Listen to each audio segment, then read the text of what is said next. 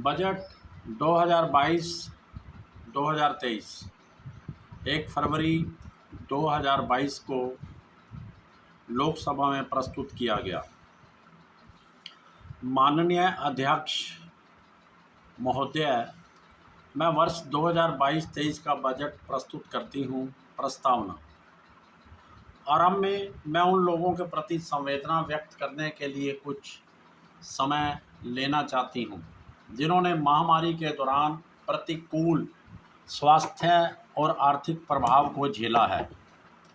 समग्र रूप से अर्थव्यवस्था का तेजी से सुदृढ़ होना तथा पटरी पर आना हमारे देश की सुदृढ़ आघात सहन क्षमता को दर्शाता है। इस वर्ष भारत की आर्थिक विकास दर 9.2% रहने का अनुमान है। ये सभी बड़े अर्थव्यवस्थाओं में सबसे अधिक है। मैं ये मानती हूँ कि हम ओमिक्रॉन लहर के बीच में हैं। इस समय इससे प्रभावित होने वाले लोगों की संख्या काफ़ी अधिक है, परंतु इसके लक्षण मामूली हैं। इसके अलावा हमारे टीकाकरण अभियान की गति और कवरेज ने इसमें काफ़ी मदद की है। विगत 2 वर्षों में स्वास्थ्य की बुनियादी सुविधाओं में तेज़ी से सुधार के कारण हम इस चुनौती का सामना करने के लिए मजबूत स्थिति में हैं। मुझे पूरा विश्वास है कि सबके प्रयास से हम मजबूती से अपनी विकास यात्रा को जारी रखेंगे। माननीय अध्यक्ष, हम आज़ादी का अमृत महोत्सव मना रहे हैं और अमृत काल में प्रवेश कर चुके हैं। 25 वर्ष की लंबी यात्रा के बाद हम भारत @100 पर पहुंचेंगे। माननीय प्रधानमंत्री ने स्वतंत्रता दिवस के अपने भाषण में भारत @100 के दृष्टिकोण को निर्धारित किया है। हमारी सरकार का उद्देश्य अमृत काल में निर्धारित लक्ष्यों को प्राप्त करके उस दृष्टिकोण को पूरा करना है। अमृत काल में निर्धारित लक्ष्य इस प्रकार हैं: सूक्ष्म आर्थिक स्तर समग्र कल्याण पर जोर देते हुए व्यापक आर्थिक विकास में सहायता करना, डिजिटल अर्थव्यवस्था एवं फिनटेक प्रौद्योगिकी समर्थित विकास, ऊर्जा परिवर्तन तथा जलवायु कार्य योजना को बढ़ावा देना तथा सार्वजनिक पूंजी निवेश की सहायता से निजी निवेश आरंभ करने के प्रभावी चक्र से लोगों को निजी निवेश में सहायता उपलब्ध कराना। वर्ष 2014 से हमारी सरकार नागरिकों, विशेष रूप से गरीबों तथा हाशिए पर रह रहे लोगों को सशक्त बनाने पर जोर देती रही है। इन उपायों में उन कार्यक्रमों को शामिल किया गया है जिनसे लोगों को घर, बिजली, रसोई गैस तथा पानी मिला है। वित्तीय समावेशन तथा प्रत्यक्ष लाभ अंतरण को सुनिश्चित करने के लिए भी हमारे कार्यक्रम हैं। हम गरीबों की क्षमता को बढ़ाने के लिए सभी अवसरों का उपयोग करने के लिए प्रतिबद्ध हैं। हमारी सरकार मध्य वर्ग, जिनमें मध्यम आय के विभिन्न समूहों के व्यापक और विस्तृत वर्ग शामिल हैं, को उनकी इच्छा अनुसार अवसरों का उपयोग करने के लिए उन्हें आवश्यक माहौल उपलब्ध कराने के लिए निरंतर प्रयासरत है। इस बजट में भारत @75 से भारत @100 तक के अमृत काल में अगले 25 वर्ष में अर्थव्यवस्था को दिशा देने के लिए बुनियाद तैयार करने और उसकी रूपरेखा प्रस्तुत करने का प्रस्ताव किया गया है। इसमें 2021-22 के बजट में तैयार किए गए दृष्टिकोण को जारी रखा जाएगा। इसके मूलभूत सिद्धांतों में वित्तीय विवरण तथा राजकोषीय स्थिति की पारदर्शिता शामिल है। इसमें सरकार के इरादे, ताकत और चुनौतियों को दर्शाया गया है। ये हमारा मार्गदर्शन करता रहेगा। गत वर्ष के बजट में की गई पहल में काफ़ी प्रगति हुई है और उनके लिए इस वर्ष के बजट में भी पर्याप्त आवंटन किए गए हैं। स्वास्थ्य संबंधी बुनियादी सुविधाओं को सुदृढ़ बनाना, टीकाकरण कार्यक्रम को तेज़ी से आगे बढ़ाना, तथा महामारी की मौजूदा लहर के प्रति राष्ट्रव्यापी प्रतिरोधक क्षमता स्पष्ट रूप से दिख रही है। आत्मनिर्भर भारत के दृष्टिकोण को प्राप्त करने के लिए 14 क्षेत्रों में उत्पादकता संबंध प्रोत्साहन को उत्साहवर्धक प्रतिक्रिया प्राप्त हुई है। इनमें 60 लाख नई नौकरियां सर्जित करने और अगले 5 वर्ष के दौरान 30 लाख अतिरिक्त नौकरी सर्जित करने की क्षमता है। सार्वजनिक क्षेत्र के उद्यम संबंधी नई नीति लागू करने के संबंध में एयर इंडिया के रणनीतिक स्वामित्व हस्तांतरण का कार्य पूरा हो गया है। नीलांचल इस्पात निगम लिमिटेड के राजनीतिक साझेदार का चयन कर लिया गया है। LIC के सार्वजनिक निर्गम के जल्द ही आने की संभावना है। 2022-23 में अन्य के संबंध में भी प्रक्रिया आरंभ की जाएगी। राष्ट्रीय अवसंरचना वित्त पोषण और विकास बैंक NABFID और राष्ट्रीय आस्ति पुनर्निर्माण कंपनी ने अपना कार्य शुरू कर दिया है। माननीय अध्यक्ष महोदय, बजट 2021-22 में सार्वजनिक निवेश या पूंजीगत व्यय के प्रावधान में बहुत अधिक वृद्धि की व्यवस्था की गई थी।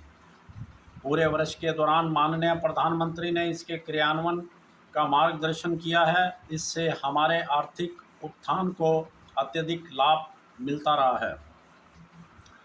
इस बजट में विकास को प्रोत्साहन दिया जाना जारी रखा गया है। इसके लिए अमृतकाल जो भविष्य के अनुरूप और समावेशी है, जिससे हमारे युवाओं, महिलाओं, किसानों, अनुसूचित जनजाति को सीधे फायदा पहुंचेगा। और 2 नंबर, आधुनिक इंफ्रास्ट्रक्चर जो 100 सालों के भारत के लिए होगा के लिए बड़े सार्वजनिक निवेश समानांतर व्यवस्थाएं की गई हैं। इसे PM गति शक्ति द्वारा निर्देशित किया जाएगा और इसे बहुविध दृष्टिकोण के साथ समन्वय से फ़ायदा पहुंचेगा। इस समानांतर ट्रैक पर आगे बढ़ते हुए हम निम्नलिखित 4 प्राथमिकताएं निर्धारित करते हैं। PM गति शक्ति, समावेशी विकास, उत्पादकता में वृद्धि एवं निवेश, उदीयमान अवसर, ऊर्जा परिवर्तन और जलवायु कार्य योजना, निवेशों का वित्त पोषण। PM गति शक्ति आर्थिक वृद्धि और सतत विकास की दिशा में एक परिवर्तनकारी पद्धति है। इस पद्धति का संचालन 7 इंजनों से होता है, जो कि इस प्रकार हैं: सड़क, रेलवे, एयरपोर्ट्स, पतन, सार्वजनिक परिवहन, जलमार्ग और लॉजिस्टिक अवसंरचना।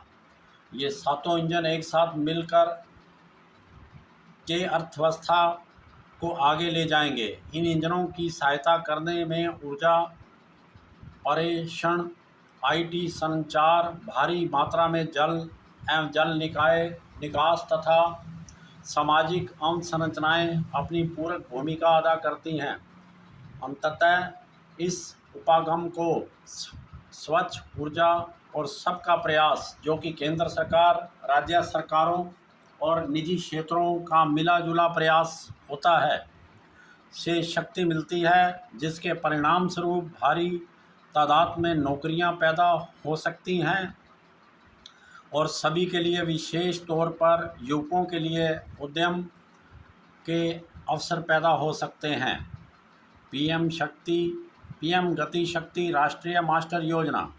PM गति शक्ति राष्ट्रीय मास्टर योजना में आर्थिक परिवर्तन के साथ इंजन निर्बाध बहुविध कनेक्टिविटी और लॉजिस्टिक क्षमता शक्ति है।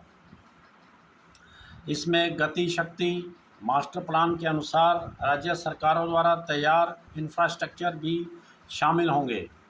इसका ध्यान प्लानिंग, नवोन्मेषी तरीकों से वित्त पोषण, प्रौद्योगिकी के उपयोग और अधिक तेज़ी से क्रियान्वयन पर केंद्रित होगा। राष्ट्रीय इंफ्रास्ट्रक्चर पाइपलाइन में इन 7 इंजनों से संबंधित परियोजनाएं PM गति शक्ति फ्रेमवर्क के साथ जोड़ी जाएंगी। मास्टर प्लान की खासियत विश्व स्तरीय आधुनिक इंफ्रास्ट्रक्चर और लोगों और वस्तुओं दोनों के मूवमेंट के विभिन्न माध्यमों और परियोजनाओं के लोकेशन के बीच लॉजिस्टिक्स समन्वय करना होगा। इससे उत्पादकता को बढ़ाने, आर्थिक वृद्धि एवं विकास में तेजी लाने में मदद मिलेगी। सड़क परिवहन वर्ष 2022-23 में एक्सप्रेस मार्ग के लिए पीएम गति शक्ति मास्टर प्लान का प्रतिपादन किया जाएगा ताकि लोगों और वस्तुओं का अधिक तेज मूवमेंट हो सके। वर्ष 2022-23 में राष्ट्रीय राजमार्ग नेटवर्क में 25,000 किलोमीटर जोड़े जाएंगे। वित्त पोषण के नवोन्मेषी तरीकों से 20,000 करोड़ रुपए जुटाए जाएंगे ताकि सार्वजनिक संसाधनों का संपूर्ण किया जा सके। वस्तुओं और लोगों का निर्बाध बहुविध मूवमेंट सभी माध्यमों के ऑपरेटरों को data exchange, application programming interface API के लिए अभिकल्पित एकीकृत लॉजिस्टिक इंटरफेस प्लेटफॉर्म पर लाया जाएगा।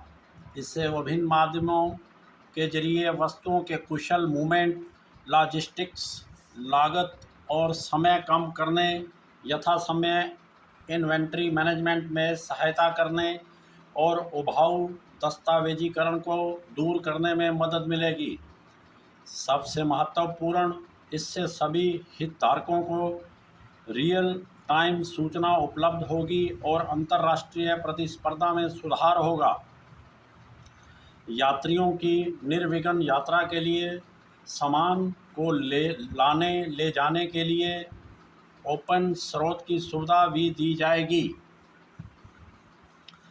मल्टी मॉडल लॉजिस्टिक पार्क वर्ष 2022-23 में पीपीपी पद्धति में 4 स्थानों पर मल्टी मॉडल लॉजिस्टिक पार्क को आरंभ करने के लिए सुविधाएं की जाएंगी। रेलवे पार्सलों के निर्विघ्न आवाजाही की सुविधा उपलब्ध कराने के लिए डाक और रेलवे को जोड़ने में अग्रणी भूमिका निभाने के साथ साथ रेलवे छोटे किसानों तथा लघु एवं मध्यम उद्यमियों के लिए नए उत्पाद और कार्यकुशल लॉजिस्टिक सेवा विकसित करेगा। स्थानीय कारोबार तथा आपूर्ति श्रृंखला की सहायता करने के लिए एक स्थान एक उत्पाद की अवधारणा को लोकप्रिय बनाया जाएगा।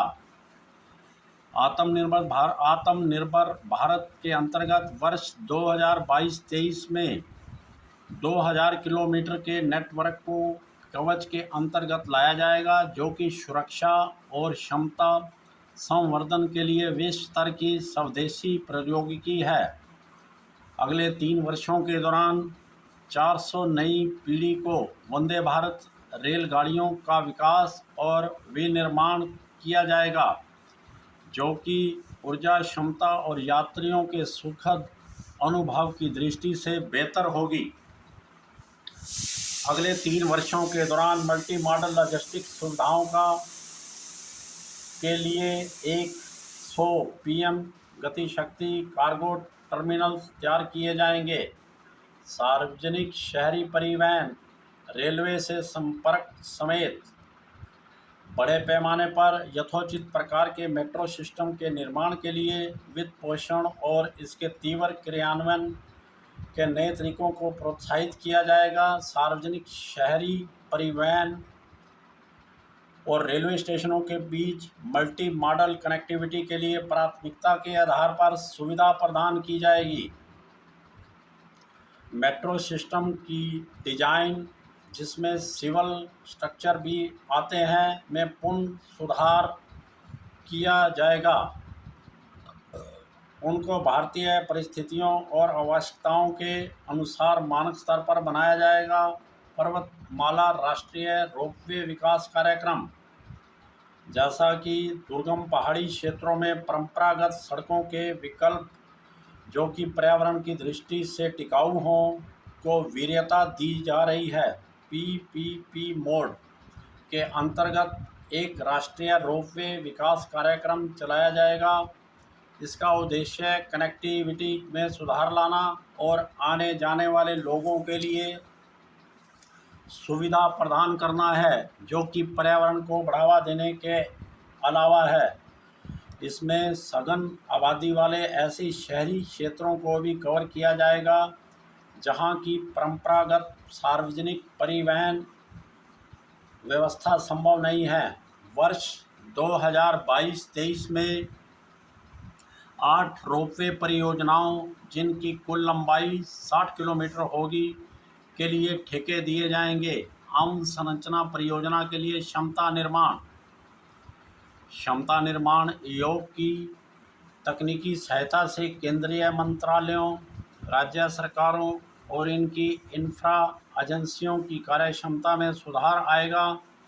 इससे पीएम गति शक्ति अवसंरचना परियोजना के नियोजन, डिजाइन, फाइनेंसिंग, जिसमें नवीन तरीके भी शामिल हैं, और क्रियान्वयन प्रबंधन की क्षमता में वृद्धि हो सकेगी। समावेशी विकास कृषि रबी 2021-22 में गेहूं की खरीद और खरीफ 2021-22 में धान की अनुमानित खरीद में 163 लाख किसानों से 1208 लाख मीट्रिक टन गेहूं एवं धान होगा, और एमएसपी मूल्य का 2.37 लाख करोड़ रुपए का भुगतान सीधे उनके खाते में किया जाएगा। देश भर में रसायन मुक्त प्राकृतिक खेती को बढ़ावा दिया जाएगा, जिसके प्रथम चरण में गंगा नदी के 5 किलोमीटर चौड़े कॉरिडोर्स में आने वाले किसानों की ज़मीनों पर विशेष ध्यान दिया जाएगा। वर्ष 2023 को राष्ट्रीय कदमन वर्ष के रूप में घोषित किया गया है। इसमें फसलोपरांत मूल्य संवर्धन, घरेलू खपत को बढ़ाने और कदमन उत्पादों की राष्ट्रीय और अंतर्राष्ट्रीय ब्रांडिंग करने के लिए सहायता दी जाएगी। तिलहनों के आयात पर अपनी निर्भरता को कम करने के लिए तिलहनों के घरेलू उत्पादन को बढ़ाने के उद्देश्य से एक तर्कसंगत और व्यापक योजना लाई जाएगी। किसानों को डिजिटल और हाईटेक सेवाएं प्रदान करने के लिए पीपीपी मॉडल में एक योजना शुरू की जाएगी, जिसमें सार्वजनिक क्षेत्र के अनुसंधान और विस्तार संस्थानों के साथ साथ निजी एग्री टेक प्लेयर्स और स्टेक होल्डर्स, जो कि एग्री वैल्यू चैन के होंगे, शामिल होंगे। कृषि फसल का आकलन करने, भू दस्तावेजों का डिजिटाइजेशन करने, कीटनाशियों का छिड़काव करने और पोषक तत्वों के लिए किसान ड्रोन्स के प्रयोग को बढ़ावा दिया जाएगा। राज्यों को इसलिए प्रोत्साहित किया जाएगा कि वह अपनी कृषि विश्वविद्यालयों के पाठ्यक्रमों में संशोधन कर सकें, जिससे कि प्राकृतिक, जीरो बजट और ऑर्गेनिक फार्मिंग, आधुनिक कृषि, मूल्य संवर्धन और प्रबंधन की जरूरतों को पूरा किया जा सके। मिश्रित पूंजी युक्त एक कोष, जो कि सहनिवेश मॉडल के अंतर्गत तैयार किया गया होगा, के लिए नाबार्ड से सहायता प्रदान की जाएगी।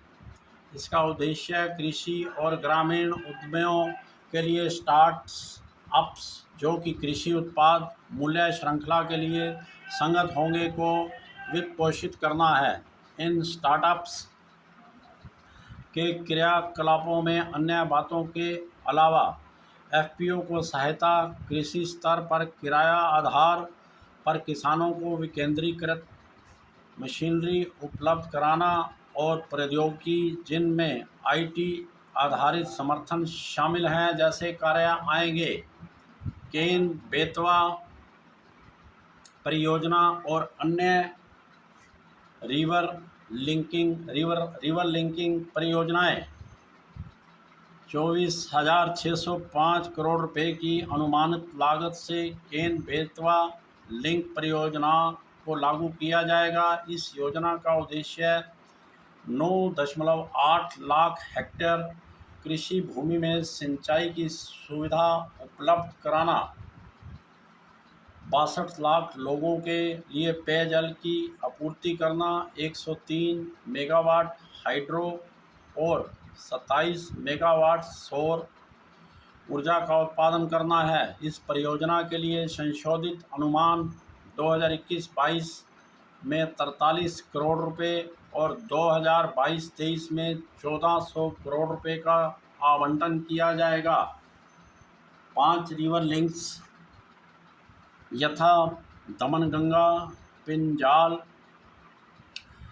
पार ताप्ती नर्मदा, गोदावरी कृष्णा पेन्नार और पेन्नार कावेरी के ड्राफ्ट डीपीआर को अंतिम रूप से तैयार कर लिया गया है। एक बार लाभानुभोगी राज्यों में इन पर सहमति हो जाती है तो केंद्र सरकार इनके क्रियान्वयन के लिए सहायता जारी कर देगी। खाद्य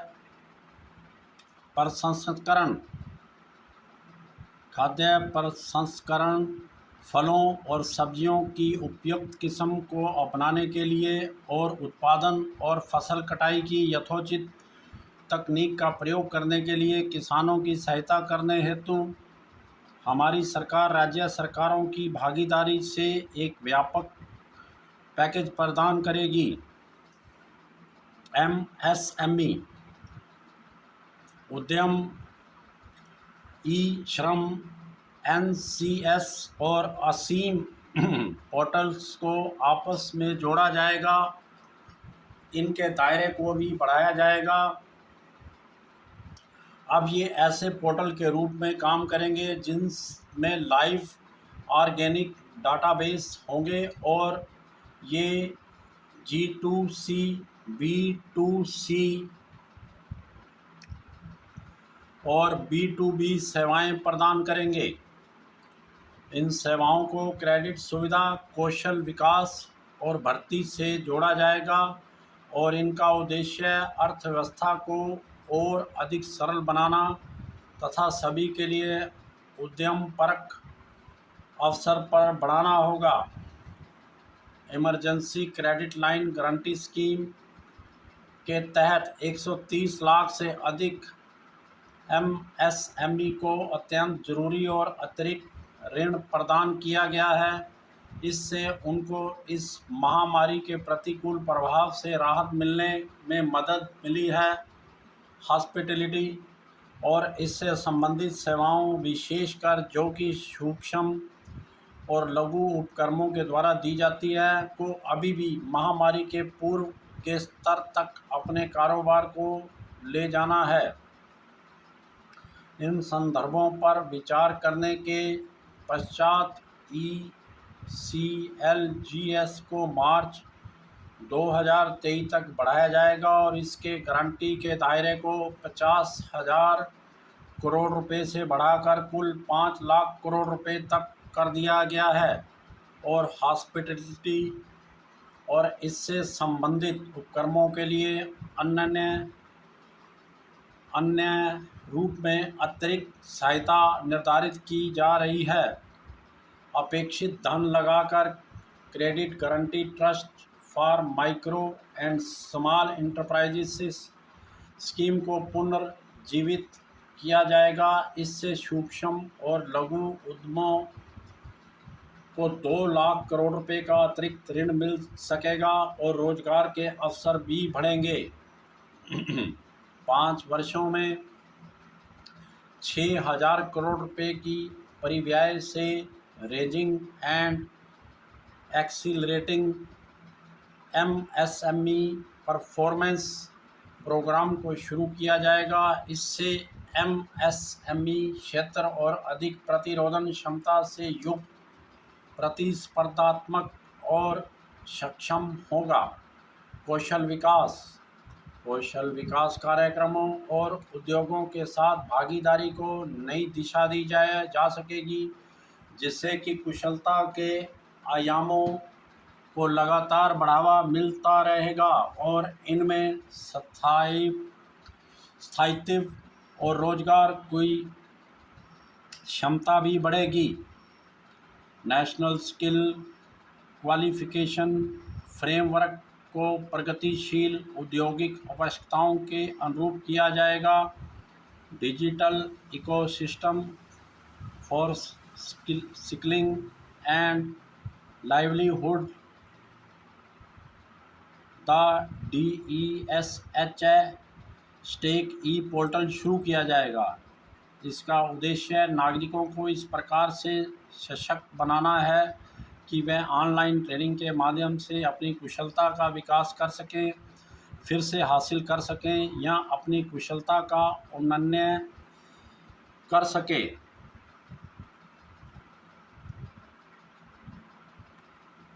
इसके तहत API आधारित ट्रस्टेड स्किल क्रेडेंशियल्स प्रदान किए जाएंगे और उसी के अनुसार भुगतान भी किया जाएगा तथा उनको नए डिस्कवरी लेयर्स प्रदान किए जाएंगे, जिससे कि वह यथोचित रोजगार और उद्यमितापरक अवसर का लाभ प्राप्त कर सकें। विभिन्न प्रकार के अनुप्रयोगों के माध्यम से ड्रोन शक्ति की सुविधा प्रदान करने और drone S a service DRAAS के लिए स्टार्टअप को बढ़ावा दिया जाएगा। सभी राज्यों के चुनिंदा ITIs में कौशल विकास के लिए अपेक्षित पाठ्यक्रमों को चलाया जाएगा। गुणवत्ताप्रद शिक्षा का सार्वभौमिकरण। इस महामारी से बाध्य होकर स्कूलों को बंद किए जाने के कारण हमारे बच्चे, विशेषकर ग्रामीण क्षेत्रों से आने वाले और जो अनुसूचित जातियां और अनुसूचित जनजातियों तथा अन्य पिछड़े वर्ग के हैं, को लगभग 2 वर्ष की औपचारिक शिक्षा से वंचित होना पड़ा है। अधिकतर ये बच्चे सरकारी स्कूलों में पढ़ते हैं। हम अनुपूरक शिक्षण दिए जाने और शिक्षा हेतु एक उत्थानशील तंत्र तैयार करने की जरूरत को स्वीकार करते हैं। इस उद्देश्य से PME विद्या के 1 क्लास 1 TV चैनल कार्यक्रम को 11 TV चैनलों से बढ़ाकर 200 TV चैनलों तक पहुंचाया जाएगा। इससे सभी राज्य पहली से 12वीं तक की कक्षा के छात्रों के लिए अपनी क्षेत्रीय भाषाओं में अनुपूरक शिक्षा प्रदान कर सकेंगे। व्यावसायिक पाठ्यक्रम के तहत अत्यंत महत्वपूर्ण चिंतन कौशल को बढ़ावा देने और रचनात्मकता को स्थान देने के लिए वर्ष 2022-23 में विज्ञान और गणित में 750 वर्चुअल प्रयोगशालाओं और समकालिक शिक्षण परिवेश के लिए 75 स्किलिंग ई-लैब्स की स्थापना की जाएगी। इंटरनेट, मोबाइल फोन्स, टीवी और रेडियो पर डिजिटल टीचरों के माध्यम से वहाँ की बोली जाने वाली भाषा में उच्च गुणवत्ताप्रद कंटेंट तैयार किया जाएगा और उसे प्रदान किया जाएगा। अध्यापकों को गुणवत्ताप्रद कंटेंट तैयार करने में शिक्षण के डिजिटल उपकरणों से सशक्त बनाने और सुसज्जित करने और बेहतर शिक्षण परिणाम प्राप्त करने के लिए एक प्रतिस्पर्धा पूरक तंत्र की स्थापना की जाएगी। डिजिटल विश्वविद्यालय देश भर के विद्यार्थियों को उनके द्वारा व्यक्तिकृत अधिगम अनुभव के साथ विश्व स्तरीय गुणवत्तापूर्ण सुलभ शिक्षा देने के लिए एक डिजिटल विश्वविद्यालय स्थापित किया जाएगा। ये विभिन्न भारतीय भाषाओं और ICT फॉर्मेट में उपलब्ध कराया जाएगा। ये विश्वविद्यालय नेटवर्क आधारित हब स्पोक मॉडल पर बनाया जाएगा, जिसमें हब भवन अत्याधुनिक आईसीटी विशेषज्ञता से युक्त होंगे। देश के सर्वश्रेष्ठ सार्वजनिक विश्वविद्यालय और संस्थान हब स्पोक के नेटवर्क के रूप में सहयोग करेंगे। Ayushman Bharat digital mission national digital health ecosystem के लिए एक ओपन प्लेटफॉर्म चालू किया जाएगा। इसमें चिकित्सा कर्मियों एवं स्वास्थ्य सुविधाओं, अद्वितीय स्वास्थ्य पहचान, कंस्टेंट फ्रेमवर्क और सभी के लिए स्वास्थ्य सुविधाओं की उपलब्धता को डिजिटल रूप से दर्ज किया जाएगा। National telemental health programme. इस महामारी ने सभी आयु वर्ग के लोगों में मानसिक स्वास्थ्य की समस्या बढ़ा दी है। गुणवत्तापूर्ण मानसिक स्वास्थ्य परामर्श एवं देखभाल सेवाओं तक बेहतर पहुंच को स्थापित करने के लिए एक नेशनल टेलीमेंटल हेल्थ प्रोग्राम शुरू किया जाएगा।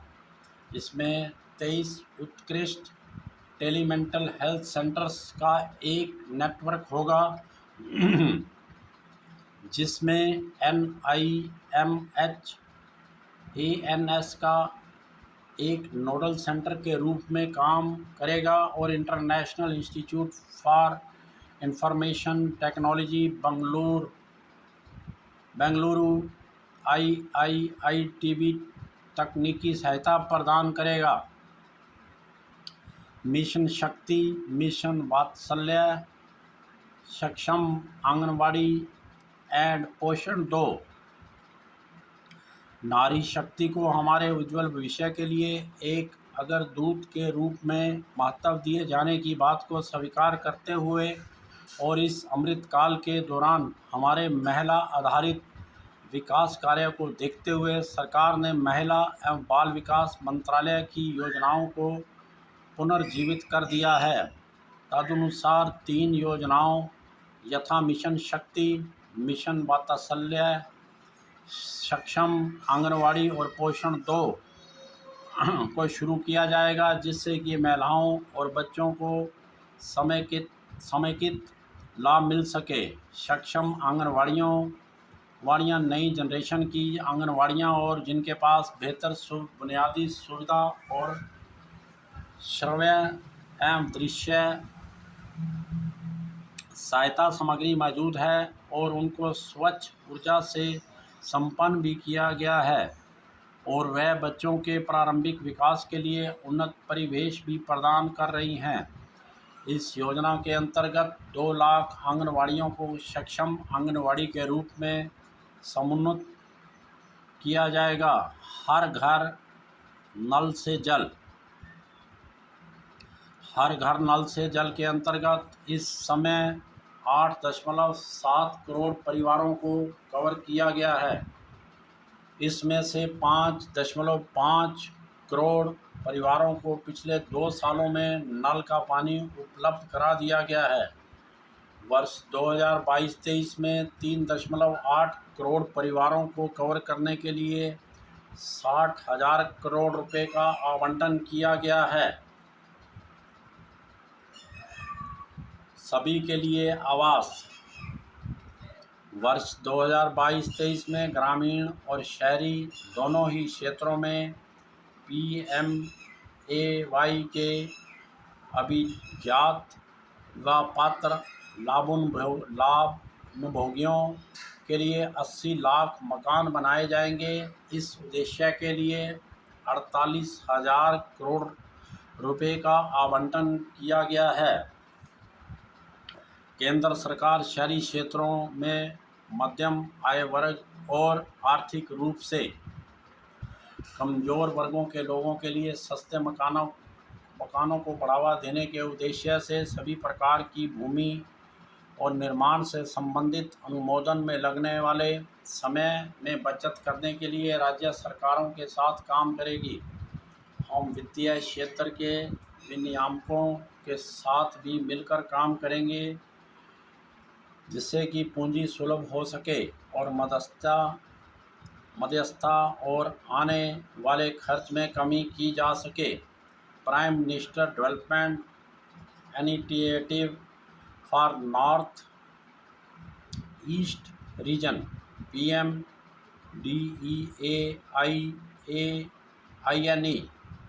उत्तर पूर्व परिषद के माध्यम से prime minister development initiative for north east region नामक एक नई योजना चलाई जाएगी। इससे पीएम गति शक्ति की भावना के अनुरूप उत्तर पूर्व की ज़रूरतों के मुताबिक बुनियादी सुविधाओं और सामाजिक विकास की परियोजनाओं के लिए वित्त पोषण किया जा सकेगा। इससे युवकों और महिलाओं के आजीविका संबंधी क्रियाकलाप सुलभ हो सकेंगे और विभिन्न क्षेत्रों में व्याप्त अंतर को समाप्त किया जा सकेगा। ये कोई केंद्र या राज्य की वर्तमान योजनाओं का विकल्प नहीं होगा, जबकि केंद्रीय मंत्रालय अपनी परियोजनाओं को ला सकते हैं, लेकिन प्राथमिकता केवल उन्हीं को दी जाएगी जो कि राज्यों के द्वारा लाई गई होंगी। इसके लिए 1500 करोड़ रुपए का प्रारंभिक आवंटन किया जा रहा है और इन परियोजनाओं की प्रारंभिक सूची अनुबंध 1 में दी गई है।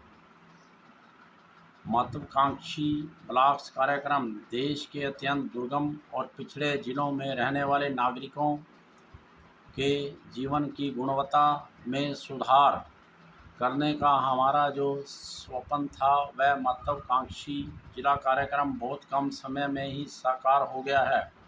इन 112 जिलों के 95% में स्वास्थ्य, पोषण, वित्तीय स्थिति और आधारभूत अवसंरचना जैसे प्रमुख क्षेत्रों में काफ़ी प्रगति देखने में आई है।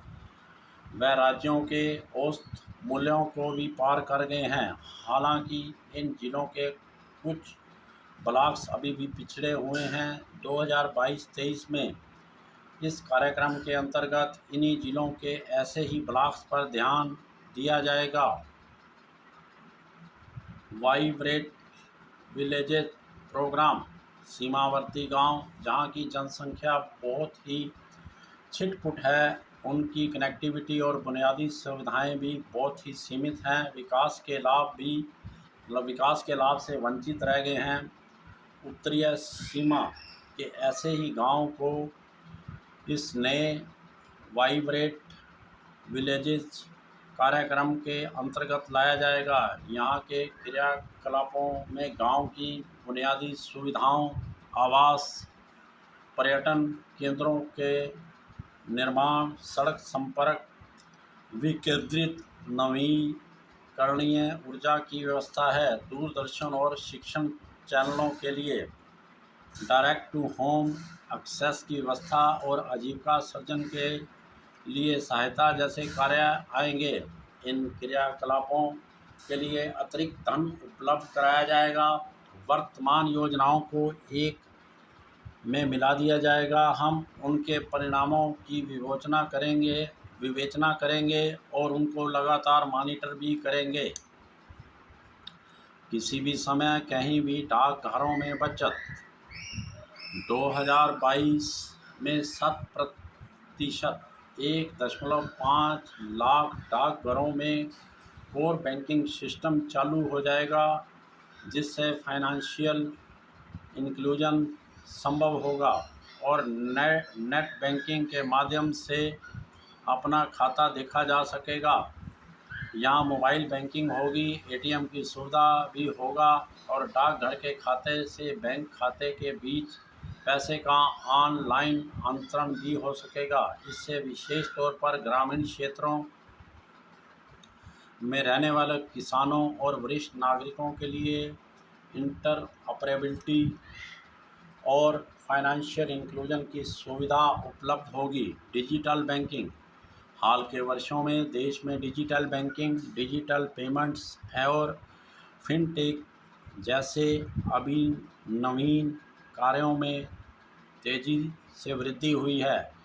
सरकार इन क्षेत्रों को लगातार प्रोत्साहित कर रही है, जिससे कि डिजिटल बैंकिंग का लाभ यूजर फ्रेंडली ढंग से देश के कोने कोने तक पहुंच सके।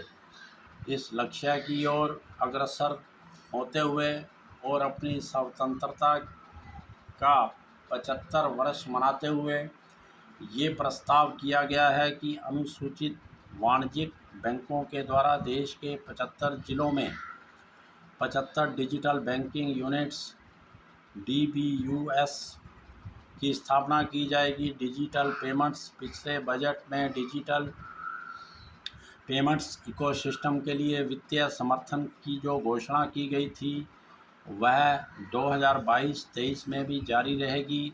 इससे डिजिटल पेमेंट्स को और अधिक अपनाने के लिए प्रोत्साहित किया जा सकेगा।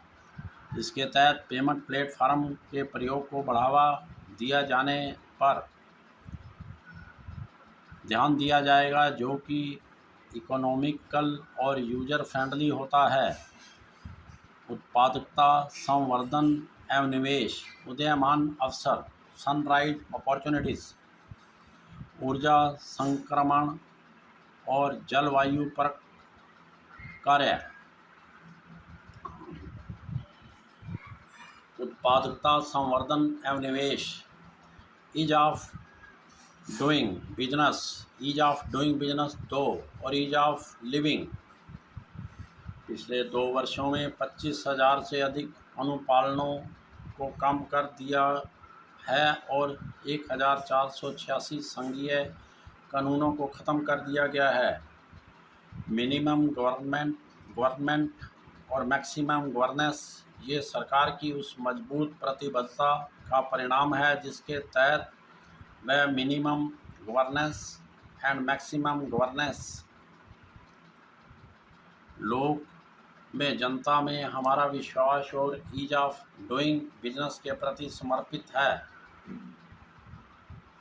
इस अमृतकाल में ease of doing business EODB 2 और ईज ऑफ लिविंग के दूसरे चरण को शुरू किया जाएगा। हम पूंजी की उत्पादक क्षमता और मानव संसाधन में सुधार लाने के अपने प्रयास में राइट टू नो के स्थान पर नीड टू नो के सिद्धांत का और साथ ही साथ विश्वास आधारित शासन, ट्रस्ट बेस्ड गवर्नेंस के सिद्धांत का पालन करेंगे। इस नए फेज की दिशा राज्यों की सक्रिय भागीदारी, मानव प्रक्रिया और हस्तक्षेप के डिजिटलाइजेशन, IT सेतुओं के माध्यम से केंद्र और राज्य स्तरीय व्यवस्था के संयोजन, नागरिक केंद्रित सेवाओं के लिए सिंगल पॉइंट एक्सेस और मानकीकरण तथा परस्पर व्यापी अनुपालन के समापन से निर्धारित होगी। जनता से सुझाव को प्राप्त करने और इसके प्रभाव का आधारभूत स्तर पर आकलन करने के साथ साथ नागरिकों और व्यापारियों की सक्रिय भागीदारी को प्रोत्साहित किया जाएगा। ग्रीन क्लियरेंसेस के लिए PARYVSH परिवेश नामक एक सिंगल विंडो पोर्टल का 2018 में चालू किया गया था। इससे अनुमोदन के लिए अपेक्षित समय में पर्याप्त कमी की जा सकी है। इस पोर्टल के दायरे को अब और आगे बढ़ाया जाएगा जिससे कि आवेदक जानकारी प्राप्त कर सकें। इकाइयों की स्थिति के आधार पर विशेष प्रकार के अनुमोदनों के बारे में जानकारी दी जाएगी। इससे एक सिंगल फॉर्म के माध्यम से सभी चारों अनुमोदनों के लिए आवेदन किया जा सकेगा और centralised processing centre green CPC green प्रक्रिया की ट्रैकिंग की जा सकेगी। ई-पासपोर्ट 2022-23 में एम्बेडेड चिप और भावी प्रौद्योगिकी का प्रयोग करके ई-पासपोर्ट्स जारी किया जाने लगा है, जिससे कि यहाँ के नागरिकों को अपनी विदेश की यात्रा करने में और अधिक सुविधा होगी। शहरी विकास, उस समय जब भारत 100 साल का हो जाएगा तो संभावना यही है कि हमारी आधी से अधिक जनसंख्या शहरी क्षेत्रों में निवास कर रही होगी। इस स्थिति के लिए तैयार होने के लिए एक सुव्यवस्थित शहरी विकास बहुत ही महत्वपूर्ण है। इससे देश की आर्थिक क्षमता का उपयोग किया जा सकेगा, जिसमें जनसांख्यिकीय लाभांश के लिए आजीविका संबंधी अवसर भी आते हैं। इसके लिए जहां एक और हमें मेगा सिटीज के पोषण की ज़रूरत है, आसपास के क्षेत्रों को आर्थिक विकास के वर्तमान केंद्रों के रूप में विकसित करने की ज़रूरत है। दूसरी ओर हमें टायर 2 और टायर 3 शहरों में सुविधा प्रदान किए जाने की ज़रूरत है, जिससे कि भविष्य के लिए इनको एक बाह्य कवच के रूप में तैयार किया जा सके। इसके लिए ज़रूरी है कि हम अपने शहरों को जीवन के दीर्घकालिक रास्तों के केंद्र के रूप में देखें, जिसमें सभी के लिए, विशेषकर महिला और युवकों के लिए अवसर उपलब्ध हों। ऐसा होने के लिए शहरी नियोजन का सामान्य दृष्टिकोण बिजनेस ऑफ यूजुअल अप्रोच से चलना संभव नहीं है। हमें मूलभूत परिवर्तन लाने के लिए योजना बनानी है। शहरी क्षेत्र की नीतियों, क्षमता निर्माण, नियोजन, कार्यान्वयन, प्रशासन के बारे में सिफारिशें करने के लिए प्रतिष्ठित शहरी नियोजकों, शहरी अर्थशास्त्रियों और संस्थानों की एक उच्च स्तरीय समिति का गठन किया जाएगा।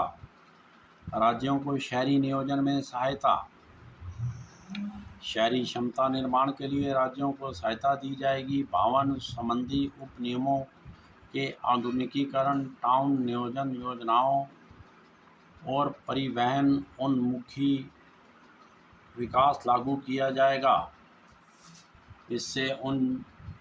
इससे जन परिवहन व्यवस्थाओं के साथ लोगों के रहने और निकटता से कार्य करने संबंधी सुधार होंगे। सार्वजनिक परिवहन परियोजनाओं और अमृत योजना के लिए दी जाने वाली केंद्र सरकार की वित्तीय सहायता का लाभ कार्य योजनाओं को तैयार करने और उनका कार्यान्वयन करने और राज्यों द्वारा टाउन नियोजन योजनाओं और परिवहन उन्मुखी विकास को बढ़ावा दिया जाएगा।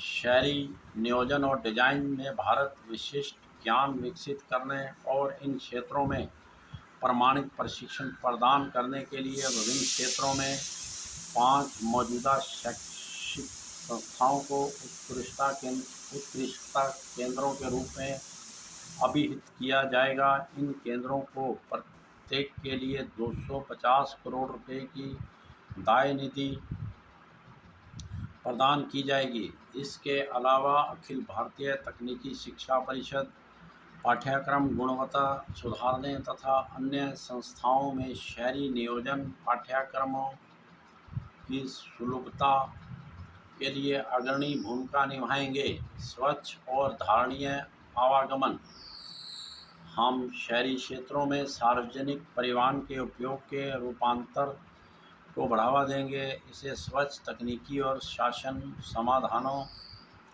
विशेष शून्य जीवाश्म ईंधन नीति और ईवी वाहनों के साथ आवागमन जोन द्वारा संपूरित किया जाएगा।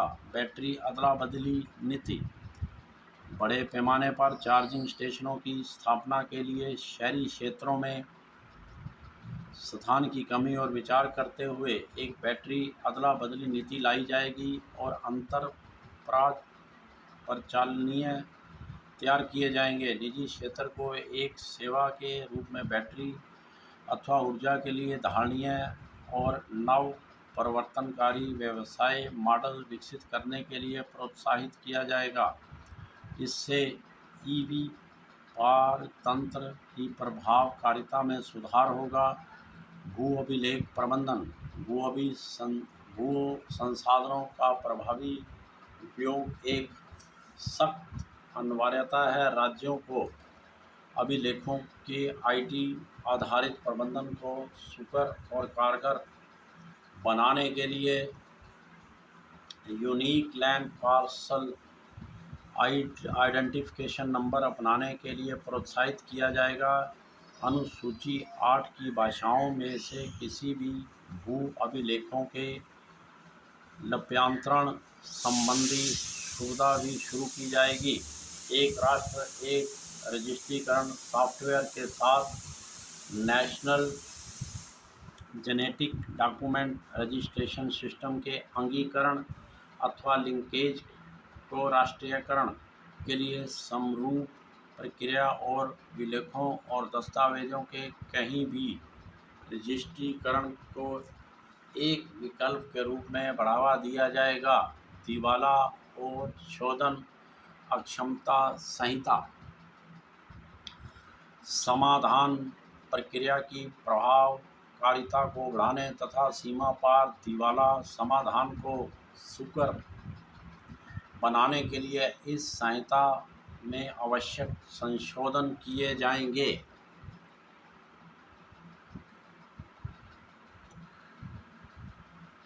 त्वरित कॉर्पोरेट समापन नई कंपनियों के त्वरित रजिस्ट्रीकरण के लिए अनेक आईटी आधारित तंत्र स्थापित किए गए हैं।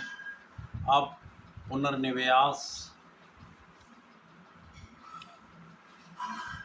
प्रक्रिया के साथ त्वरित कॉर्पोरेट समापन के लिए केंद्र इन कंपनियों के स्वैच्छिक परिसमापन को सरल और कारगर बनाने तथा और गति देने के लिए मौजूदा 2 वर्ष के समय को 6 माह तक घटाने के लिए स्थापित किया जाएगा। सरकारी खरीद हाल ही में सरकारी नियमों को अमृतकाल की आवश्यकताओं के लिए आधुनिक बनाया गया है।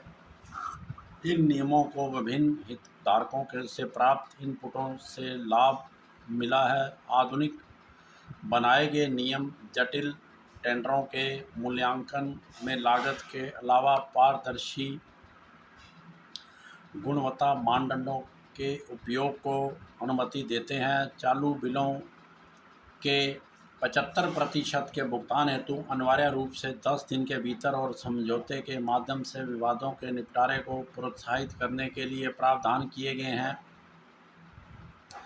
पारदर्शिता को बढ़ाने और भुगतानों में विलंब को कम करने एक अगले कदम के रूप में एक पूर्णतः कागज रहित एंड-टू-एंड ऑनलाइन ई-बिल सिस्टम्स को अपनी खरीदों के लिए सभी केंद्रीय मंत्रालयों द्वारा उपयोग के लिए शुरू किया जाएगा। ये सिस्टम आपूर्तिकर्ताओं और ठेकेदारों को अपने डिजिटल रूप में हस्ताक्षरित बिलों और दावों तथा कहीं से भी अपनी स्थिति का पता लगाने के लिए ऑनलाइन प्रस्तुत करने में सक्षम बनाएगा। सप्लायरों और कार्य ठेकेदारों के लिए अप्रत्यक्ष लागत को कम करने के लिए बैंक गारंटी के लिए एक विकल्प के रूप में प्रतिभू बांडों को सरकारी खरीदों में स्वीकार्य बनाएगा। व्यवसाय जैसे स्वर्ण आयात भी इसको उपयोगी पा सकेंगे। IRDAI ने बीमा कंपनियों द्वारा प्रतिभू बांडों को जारी करने के लिए रूपरेखा बनाई है। एवजीज प्रोत्साहन कार्यबल एनिमेशन, विजुअल इफेक्ट्स, गेमिंग और कॉमिक्स सेक्टर युवाओं को रोजगार देने के लिए बड़ी संभावना प्रदान करता है। एक एवीजीएस संवर्धन कार्यबल सभी हितधारकों के साथ इसे प्राप्त करने तथा हमारे बाज़ारों और वैश्विक मांग को पूरा करने के लिए घरेलू क्षमता निर्माण के लिए तौर तरीकों की सिफारिश करने के लिए स्थापित किया जाएगा। दूरसंचार क्षेत्र सामान्य रूप से दूरसंचार और विशेष रूप से 5G प्रौद्योगिकी संवर्धी समृद्धि और रोजगार अवसर प्रदान करने में समर्थ बना सकते हैं। अपेक्षित स्पेक्ट्रम नीलामियों को निजी दूरसंचार प्रदाताओं द्वारा 2022-23 के भीतर 5G मोबाइल सेवाओं को आरंभ को सुकर बनाने के लिए 2022 में निष्पादित किया जाएगा। डिजाइन आधारित विनिर्माण के लिए एक योजना उत्पादन से जुड़ी प्रोत्साहन योजना के भाग के रूप में 5G के लिए एक मजबूत पारतंत्र बनाने के लिए लॉन्च की जाएगी। ग्रामीण और दूर दराज के क्षेत्रों में सस्ते ब्रॉडबैंड मोबाइल सेवा प्रसार को सक्षम बनाने के लिए वैश्विक सेवा बाध्यता निधि के तहत वार्षिक संग्रह के 5% तक आवंटित की जाएगी। इससे प्रौद्योगिकियों और समाधानों के अनुसंधान और विकास तथा वाणिज्यीकरण को बढ़ावा मिलेगा। हमारा विजन ये है कि सभी ग्राम और उनके निवासियों को ई सेवाओं की समान पहुंच, संचार सुविधाएं और शहरी क्षेत्रों और उनके निवासियों के रूप में डिजिटल संसाधन प्राप्त होने चाहिए। दूर दराज के क्षेत्र सहित सभी ग्रामों में ऑप्टिकल फाइबर बिछाने के लिए सुविधाएं वर्ष 2022-23 में PPP के माध्यम से भारत नेट परियोजना के तहत ठेके दिए जाएंगे। इसके 2025 में पूरा हो जाने की संभावना है। ऑप्टिकल फाइबर के बेहतर और अधिक प्रभावी उपयोग को समृद्ध बनाने के लिए उपाय किए जाएंगे। निर्यात संवर्धन विशेष आर्थिक जोन अधिनियम को एक नए विधान से प्रतिस्थापित किया जाएगा, जो राज्यों के उद्यमों और सर्विस हबों के विकास में भागीदार बनने के लिए समर्थ होंगे। इसमें उपलब्ध अवसंरचना को इष्टतम रूप से उपयोग करने तथा निर्यातों को प्रतिस्पर्धात्मकता को बढ़ाने के लिए सभी बड़े मौजूदा और नए औद्योगिक इनक्लेव शामिल होंगे। रक्षा और आत्मनिर्भरता हमारी सरकार निर्यातों को कम करने और सशस्त्र बलों के लिए उपकरणों में आत्मनिर्भरता को बढ़ावा देने के लिए प्रतिबद्ध है। पूंजीगत खरीद बजट के 2021-22 में 58% से बढ़ाकर वर्ष 2022-23 में घरेलू उद्योग के लिए 68% तक उद्दिष्ट किया जाएगा। रक्षा अनुसंधान और विकास कार्य उद्दिष्ट रक्षा अनुसंधान और विकास बजट के 25% के साथ उद्योगों, स्टार्टअप और शिक्षा जगत के लिए खोला जाएगा। निजी उद्योगों को SPV मॉडल के माध्यम से DRDO और अन्य संगठनों के सहयोग से सैन्य प्लेटफॉर्म और उपकरणों के डिजाइन और विकास निष्पादित करने के लिए प्रोत्साहित किया जाएगा। एक स्वतंत्र नोडल अम्ब्रेला निकाय को व्यापक प्रशिक्षण और प्रमाणन आवश्यकताओं को पूरा करने के लिए स्थापित किया जाएगा। उदीयमान अवसर कृत्रिम सतर्कता, भूस्थानिक तंत्र और ड्रोन, सेमीकंडक्टर और इसका परितंत्र, अंतरिक्ष अर्थव्यवस्था, जेनोमिक्स तथा फार्मास्यूटिकल, ग्रीन एनर्जी और स्वच्छ आवागमन तंत्रों में बड़े पैमाने पर धारणीय विकास की सहायता करने तथा देश को आधुनिक बनाने की भारी संभावना है। ये युवाओं के लिए रोजगार अवसर प्रदान करते हैं तथा भारतीय उद्योग जगत को अधिक प्रभावी और प्रतिस्पर्धी बनाते हैं। सहायक नीतियाँ सरल विनियमों, घरेलू क्षमताओं के निर्माण के लिए सुविधापूर्वक कार्यों और अनुसंधान और विकास को बढ़ावा देने जैसे कार्यों से सरकार के दृष्टिकोण को दिशा निर्देशित किया जाएगा। इन उदीयमान अवसरों में अनुसंधान एवं विकास कार्य के लिए शिक्षा जगत, उद्योग और सार्वजनिक संस्थाओं के बीच सहयोग के प्रयासों के अलावा सरकारी अंशदान प्रदान किया जाएगा। ऊर्जा संक्रमण और जलवायु पूरक कार्य। जलवायु परिवर्तन के जोखिम सबसे बड़ी बाहरी नकारात्मकताएं हैं जो भारत और अन्य देशों को प्रभावित करती हैं। जैसा कि माननीय प्रधानमंत्री जी ने विगत नवंबर में ग्लासगो में संपन्न हुए COP26 शिखर सम्मेलन में कहा था, आज जिसकी आवश्यकता है ये ध्यान देने योग्य है और अविवेकी तथा विनाशकारी उपभोग की बजाय उपयोग पर विचार करना है। पंचामृत में यथा प्रतिपादित निम्न कार्बन विकास रणनीति जो उन्होंने घोषित की, धारणीय विकास के प्रति हमारी सरकार की दृढ़ कटिबद्धता का एक महत्वपूर्ण प्रदर्शन है। ये रणनीति रोजगार के बड़े अवसर खोलती है और देश को धारणीय विकास के मार्ग पर ले जाएगी। तदनुसार इस बजट में अनेक अल्पकालिक और दीर्घकालिक कार्य प्रस्तावित हैं।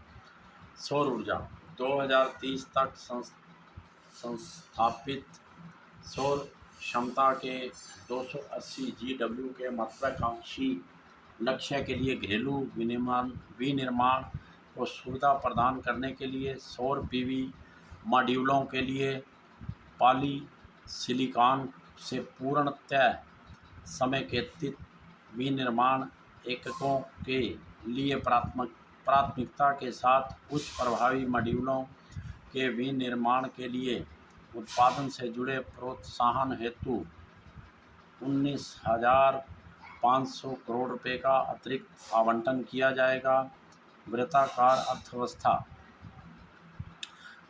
अर्थव्यवस्था संक्रमण के उत्पादकता बढ़ाने तथा नए व्यवसायों और रोजगारों के लिए बड़े अवसर सृजित करने में सहायता करने की संभावना है। 10 सेक्टरों जैसे इलेक्ट्रॉनिक अपशिष्ट, वाहनों की अवधि समाप्ति, प्रयुक्त तेल अपशिष्ट और विषैले और घातक औद्योगिक अपशिष्ट के लिए कार्य योजनाएं तैयार हैं। अब अवसंरचना प्रतिलोमी संभार तंत्र प्रौद्योगिकी उन्नयन और अनौपचारिक क्षेत्र के साथ एकीकरण के मुद्दों के समाधान पर ध्यान दिया जाएगा।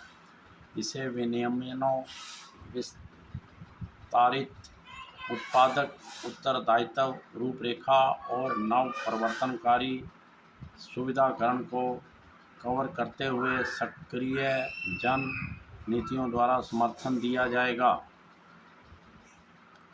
कार्बन तटस्थ अर्थव्यवस्था की दिशा में संक्रमण 5 से 7% बायोमास पेलेट को थर्मल पावर प्लांटों में जलाया जाएगा, जिससे प्रति वर्ष 38 MMT कार्बन डाइऑक्साइड की बचत होगी। इससे किसानों को अतिरिक्त आय होगी और स्थानीय लोगों के लिए रोजगार के अवसर उपलब्ध होंगे और हम खेतों में पराली को जलाने से भी बच जाएंगे। ऊर्जा की बचत ऊर्जा प्रबंधन का एक महत्वपूर्ण पहलू है, अतः ऊर्जा एफिशिएंसी तथा बचत उपायों को बढ़ावा दिया जाएगा। इसे बड़े वाणिज्यिक भवनों में ऊर्जा सेवा कंपनी कार्य मॉडल के माध्यम से किया जाएगा। ये क्षमता निर्माण, एनर्जी ऑडिट के लिए जागरूकता, कार्य निष्पादन संविदा तथा सामान्य माप एवं सत्यापन प्रोटोकॉल के लिए सुविधा उपलब्ध कराएगा। उद्योग के लिए काल गैसिफिकेशन तथा कोयले को रसायन में परिवर्तन करने हेतु 4 प्राइवेट परियोजनाएं स्थापित की जाएंगी, जो तकनीकी तथा वित्तीय रूप से व्यवहार्य होंगी। कृषि वानिकी तथा निजी वानिकी को बढ़ावा देने के लिए नीतिगत तथा अपेक्षित विधायी परिवर्तन किए जाएंगे। इसके अलावा अनुसूचित जाति तथा अनुसूचित जनजाति जो कृषि वानिकी करना चाहे के किसानों को वित्तीय सहायता उपलब्ध कराई जाएगी। निवेशों का वित्त पोषण, सार्वजनिक पूंजी निवेश अपने प्रवर्धक प्रभाव के जरिए त्वरित एवं संधारणीय आर्थिक पुनरुत्थान और समेकन की दृष्टि से अत्यंत महत्वपूर्ण है। पूंजीगत निवेश से रोजगार के अवसरों का सृजन करने में बड़े उद्योगों एवं एमएसएमई में से विनिर्मित निविष्टियों के लिए बढ़ी हुई मांग का उत्प्रेषण करने में मदद मिलती है और बेहतर कृषि अवसंरचना के माध्यम से इससे किसानों को भी मदद मिलती है। अर्थव्यवस्था ने उच्च ग्रोथ के साथ महामारी के प्रभावों से बाहर निकलने की दृष्टि से अत्यंत सशक्त समुत्थानशीलता दर्शाई है। हालांकि हमें 2020-21 में आई गिरावट की भरपाई करने के लिए उस स्तर को बरकरार रखने की ज़रूरत है जैसा कि पहले पैरा 5 में बताया गया है। निवेश के कारगर चक्र को निजी निवेश की ओर प्रेषित करने के लिए सरकारी निवेश की आवश्यकता पड़ेगी और इस स्तर पर निजी निवेशों के लिए ये जरूरी जान पड़ता है कि उनकी क्षमता को बढ़ाने के लिए और अर्थव्यवस्था की ज़रूरत को पूरा करने के लिए सहायता की ज़रूरत है। सार्वजनिक निवेश को आगे बने रहने की ज़रूरत है और 2022-23 में निजी निवेश और मांग को बढ़ाना भी ज़रूरी है।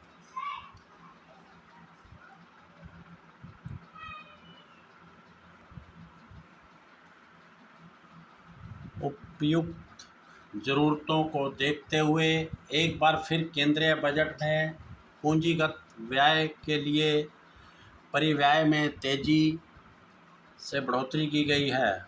अभी भी चालू वर्ष में 5.54 लाख करोड़ रुपए हैं, जिसमें 35.4% की बढ़ोतरी करके 2022-23 में 7.5 लाख करोड़ रुपए कर दिया गया है। ये 2019-20 के व्यय से 2.2 गुना से भी अधिक बढ़ गया है। 2022-23 में यह परिव्यय जीडीपी का 2.9% होगा। कारगर पूंजीगत व्यय राज्यों के सहायता अनुदान के माध्यम से पूंजीगत आस्तियों के सृजन के लिए किए गए प्रावधान के साथ साथ निवेश के चलते केंद्र सरकार का कारगर पूंजीगत व्यय 2022-23 में अनुमानित 10.68 लाख करोड़ रुपए का हो जाएगा, जो कि जीडीपी का लगभग 4.1% होगा। ग्रीन बॉन्ड्स 2022-23 में सरकार द्वारा ली जाने वाली सभी बाजार उधारियों के सिलसिले में सॉवरेन ग्रीन बॉन्ड्स जारी किए जाएंगे, जिनसे हरित अवसंरचना के लिए संसाधन जुटाए जाएंगे। इससे प्राप्त धन को सार्वजनिक क्षेत्र की ऐसी परियोजनाओं में लगाया जाएगा जो अर्थव्यवस्था में कार्बन इंटेंसिटी को कम करने में सहायक होंगे। GIFT IFSC विश्व स्तरीय विदेशी विश्वविद्यालयों और संस्थानों को GIFT शहरों में वित्तीय प्रबंधन, फिनटेक, विज्ञान, प्रौद्योगिकी, इंजीनियरिंग, गणित में अपने पाठ्यक्रम चलाने की अनुमति दी जाएगी और केवल IFSCA द्वारा चलाए जाने वाले पाठ्यक्रमों को छोड़कर इन्हें घरेलू विनियमों से मुक्त रखा जाएगा। इससे सेवाओं और प्रौद्योगिकी के लिए उच्च स्तर के मानव संसाधन उपलब्ध कराए जा सकेंगे। GIFT शहरों में अंतर्राष्ट्रीय विवाचन केंद्र की स्थापना की जाएगी, जिससे अंतर्राष्ट्रीय न्याय शास्त्र के अनुसार विवादों का समय पर समाधान किया जा सकेगा। देश में सतत एवं माहौल के अनुरूप वित्त पोषण के लिए वैश्विक पूंजी जुटाने के लिए आवश्यक सेवाएं GFIT शहरों में दी जाएंगी। अवसंरचना की स्थिति, देश चार्जिंग इंफ्रास्ट्रक्चर और ग्रिड स्केल बैटरी सिस्टम वाले डाटा सेंटर्स और एनर्जी स्टोरेज सिस्टम की अवसंरचनाओं की हार्मोनाइज्ड लिस्ट में शामिल किया जाएगा। इससे डिजिटल अवसंरचना और स्वच्छ ऊर्जा भंडारण के लिए क्रेडिट सुलभ हो सकेगा। उद्यम पूंजी और निजी इक्विटी निवेश, उद्यम पूंजी और निजी इक्विटी ने पिछले साल 5.5 लाख करोड़ रुपए से अधिक का निवेश किया था, जिससे स्टार्टअप और विकास के एक बहुत बड़े इकोसिस्टम का मार्ग प्रशस्त हुआ। इस प्रकार के निवेश को बढ़ाने के लिए इनको विनियामकों और अन्य प्रकार की बाधाओं की समग्र रूप से जांच परख किए जाने की ज़रूरत है। इसके लिए एक विशेषज्ञ समिति का गठन किया जाएगा, जो इस तरह की जांच परख करके उचित उपाय सुझाएगी। सम्मिश्रित वित्त, सरकार के द्वारा सहायता प्राप्त फंड्स NIIF और फंड्स के सिडबी फंड से अत्यधिक पूंजी प्राप्त हुई है, जिसके बहुआयामी प्रभाव देखने में आए हैं। प्रमुख उदीयमान क्षेत्रों जैसे कि climate action, deep tech, digital economy, pharma और एग्री टेक को बढ़ावा देने के लिए सरकार सम्मिश्रित वित्त पोषण के लिए उद्देश्य पूर्वक धन उपलब्ध कराएगी, जिसमें सरकार का हिस्सा 20% तक सीमित होगा और कोष का प्रबंधन निजी कोष प्रबंधकों के द्वारा किया जाएगा। अवसंरचनात्मक परियोजनाओं की वित्तीय संभावनाएं, अवसंरचना की जरूरतों के वित्त पोषण के लिए ये जरूरी है कि सरकारी निवेश में बड़े पैमाने पर निजी पूंजी भी मिलाई जाए। सरकारी निजी भागीदारी वाली परियोजनाओं के साथ साथ दूसरी परियोजनाओं की वित्तीय संभावनाओं को बढ़ाने के लिए बहुपक्षीय एजेंसियों से तकनीकी और ज्ञानपरक पूरक सहायता प्राप्त करने के साथ साथ आवश्यक उपाय किए जाएंगे। इनकी वित्तीय संभावना को बढ़ाने के लिए विश्व के सर्वोत्तम तरीकों को अपनाना होगा, वित्त पोषण के नए रास्ते अपनाने होंगे और तथा संतुलित जोखिम पूरक आवंटन किया जाना चाहिए। डिजिटल रुपया, central bank digital currency CBDC को चालू करने में डिजिटल अर्थव्यवस्था को बहुत अधिक बढ़ावा मिलेगा। डिजिटल करेंसी से एक और अधिक दक्ष और सस्ती करेंसी प्रबंधन व्यवस्था देखने में आएगी। इसलिए ब्लॉकचेन और अन्य प्रौद्योगिकी का प्रयोग करके डिजिटल रुपये को चालू करने का विचार है, जिसे भारतीय रिजर्व बैंक के द्वारा जारी किया जाएगा और इसकी शुरुआत 2022-23 से होनी है।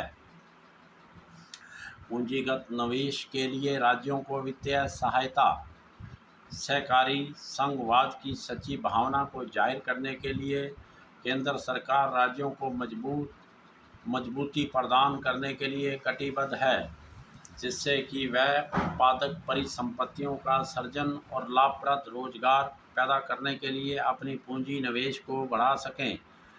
पूंजीगत निवेश के लिए राज्यों को वित्तीय सहायता की योजना का सभी राज्यों ने बहुत ही जोरदार ढंग से स्वागत किया है। मुख्यमंत्रियों और राज्य वित्त मंत्रियों के साथ हुई मेरी बैठक में मेरे अनुरोधों को सम्मान देते हुए चालू वर्ष में इस योजना के अंतर्गत बजट अनुमान में रखे गए 10,000 करोड़ रुपए के पूंजी परिव्यय को संशोधित अनुमान से बढ़ाकर 15,000 करोड़ रुपए कर दिया गया है।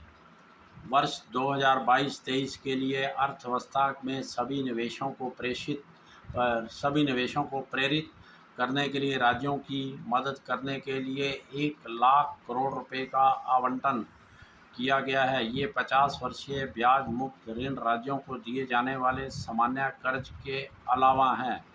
इस प्रकार के आवंटन का प्रयोग पीएम गति शक्ति से जुड़े निवेशों और राज्यों के अन्य उत्पादक पूंजी निवेश में किया जाएगा। इसमें निम्नलिखित से संबंधित घटक भी शामिल होंगे।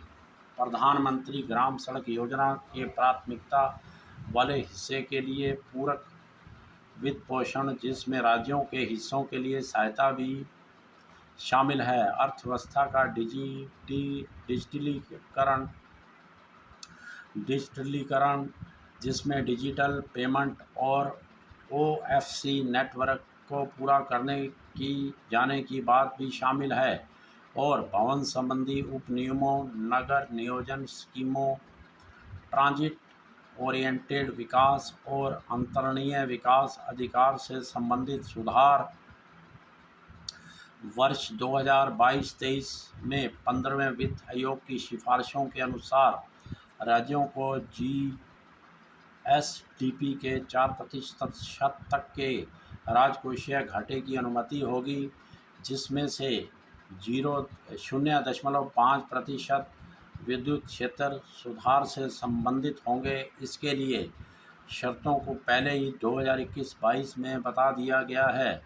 राजकोषीय प्रबंधन बजट अनुमान 2021-22 में दिखाए गए 34.83 लाख करोड़ रुपए के कुल व्यय के एवज में संशोधित अनुमान 37.70 लाख करोड़ रुपए का रखा गया है। पूंजीगत व्यय का संशोधित अनुमान 6.03 लाख करोड़ रुपए का है।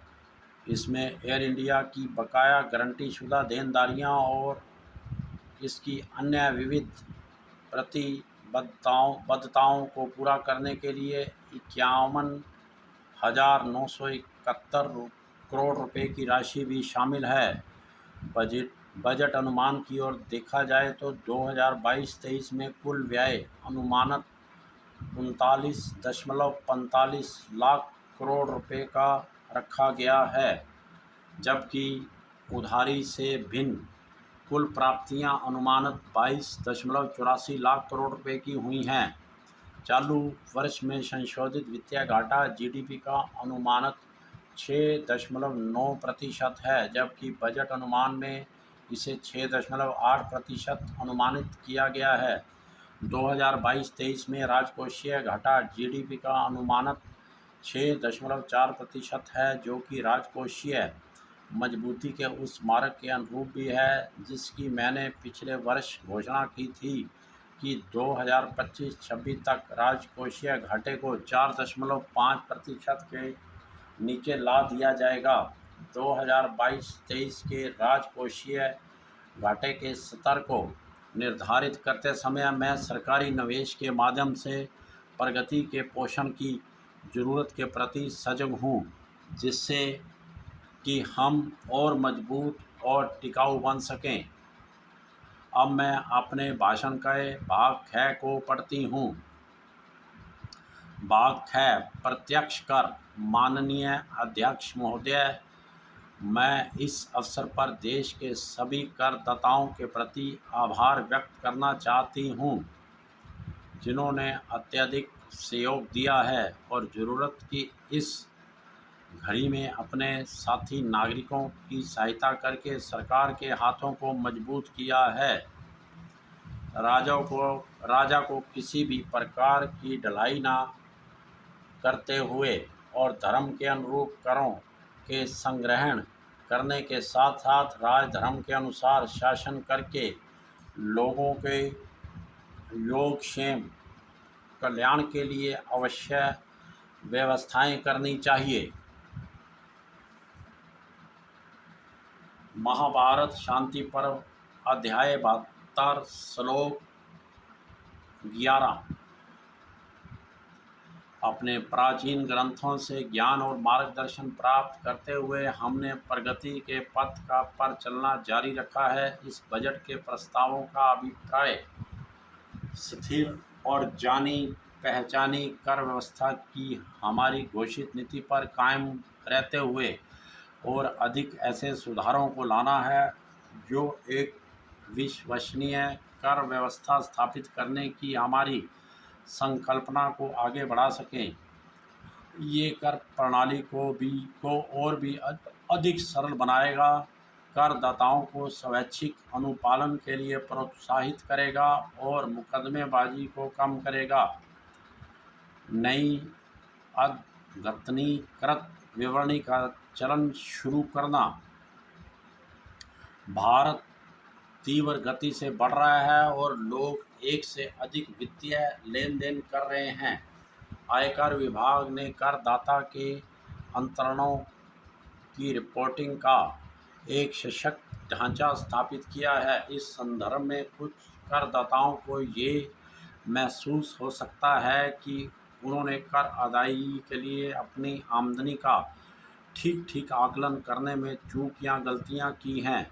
ऐसी गलतियों को सुधारने का मौका देने के लिए मैं अतिरिक्त कर की अदायगी करके अद्यतन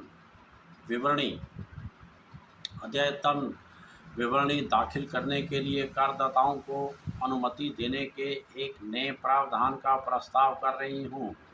ये अद्यतन विवरणी संगत निर्धारण वर्ष के अंत से 2 वर्षों के भीतर दाखिल की जा सकती है। वर्तमान में यदि विभाग को ये पता चलता है कि निर्धारिती द्वारा कुछ आमदनी को दर्शाया नहीं गया है तो वो निर्णयन की लंबी प्रक्रिया से गुजरता है। उसके बजाय अब इस प्रस्ताव से करदाताओं में भरोसा जगेगा, जिससे निर्धारित समय उस आमदनी को घोषित कर पाएंगे जिसको पूर्व में अपने विवरणी दाखिल करते समय उन्होंने नहीं दर्शाया था।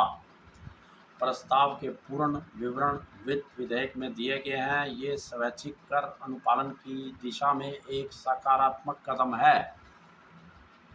सहकारी समितियों के लिए वैकल्पिक न्यूनतम कर और अधिभार की दर कम की गई है।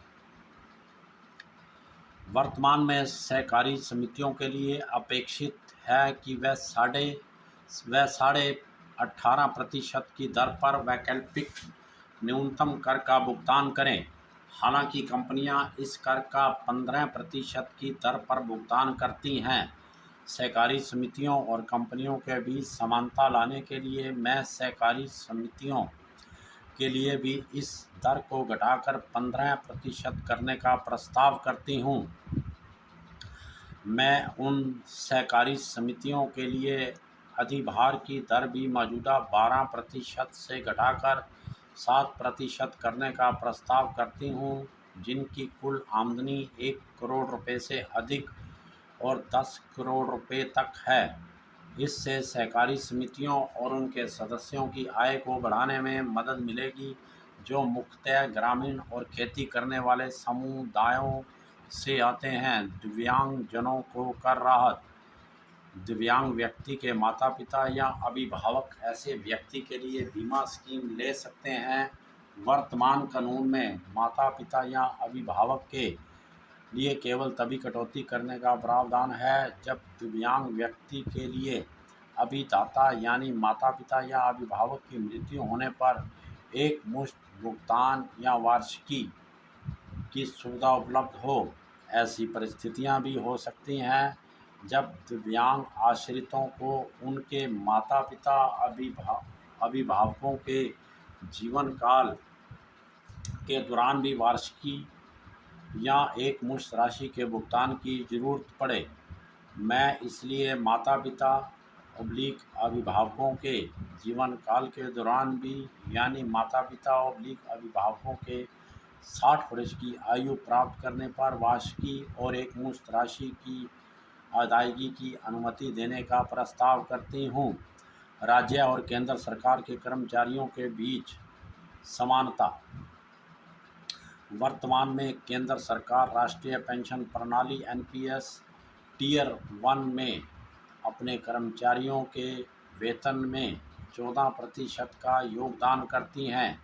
इसे कर्मचारी के आय की गणना करने में कटौती के रूप में स्वीकृत किया गया है। हालांकि राज्य सरकार के कर्मचारियों के मामले में ऐसी कटौती वेतन के 10% की सीमा तक ही स्वीकृत की गई है। केंद्र और राज्य सरकार दोनों के कर्मचारियों के प्रति समान व्यवहार करने के लिए मैं राज्य सरकार के कर्मचारियों के लिए भी एनपीएस खाते में नियोक्ता के योगदान पर कर कटौती सीमा को 10% से बढ़ाकर 14% करने का प्रस्ताव करती हूँ।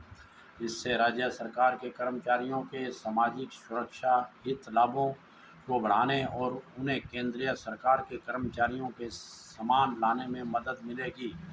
स्टार्टअप के लिए प्रोत्साहन। स्टार्टअप हमारी अर्थव्यवस्था के लिए विकास के प्रेरक के रूप में उभर कर सामने आए हैं।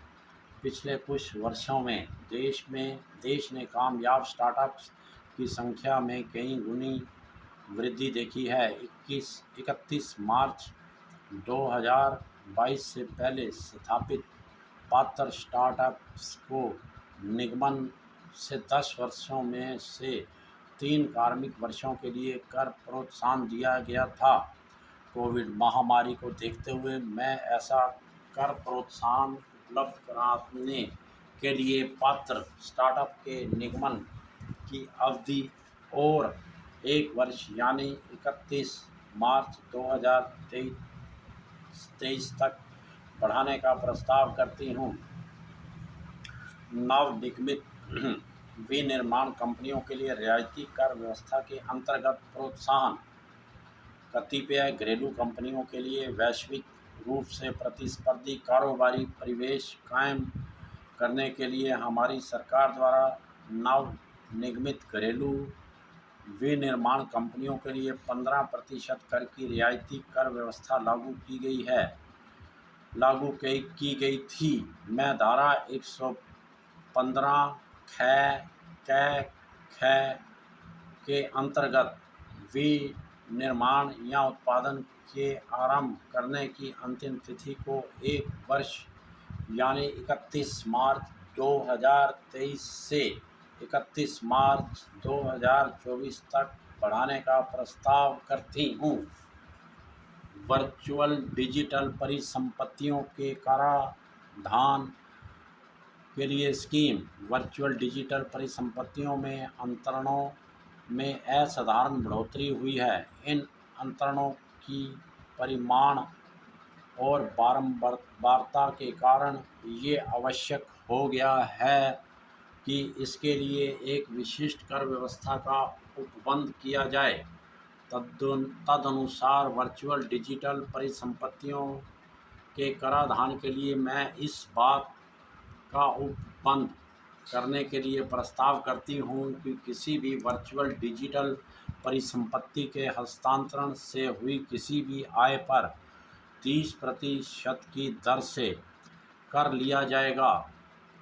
अधिग्रहण की लागत के सिवाय ऐसी आमदनी का परिकलन करते समय किसी व्यय या भत्ते के संदर्भ में किसी भी प्रकार की कटौती की अनुमति नहीं दी जाएगी। इसके अतिरिक्त वर्चुअल डिजिटल परिसंपत्ति के हस्तांतरण से हुई हानि किसी अन्य आमदनी के प्रति समांजित नहीं की जा सकती है।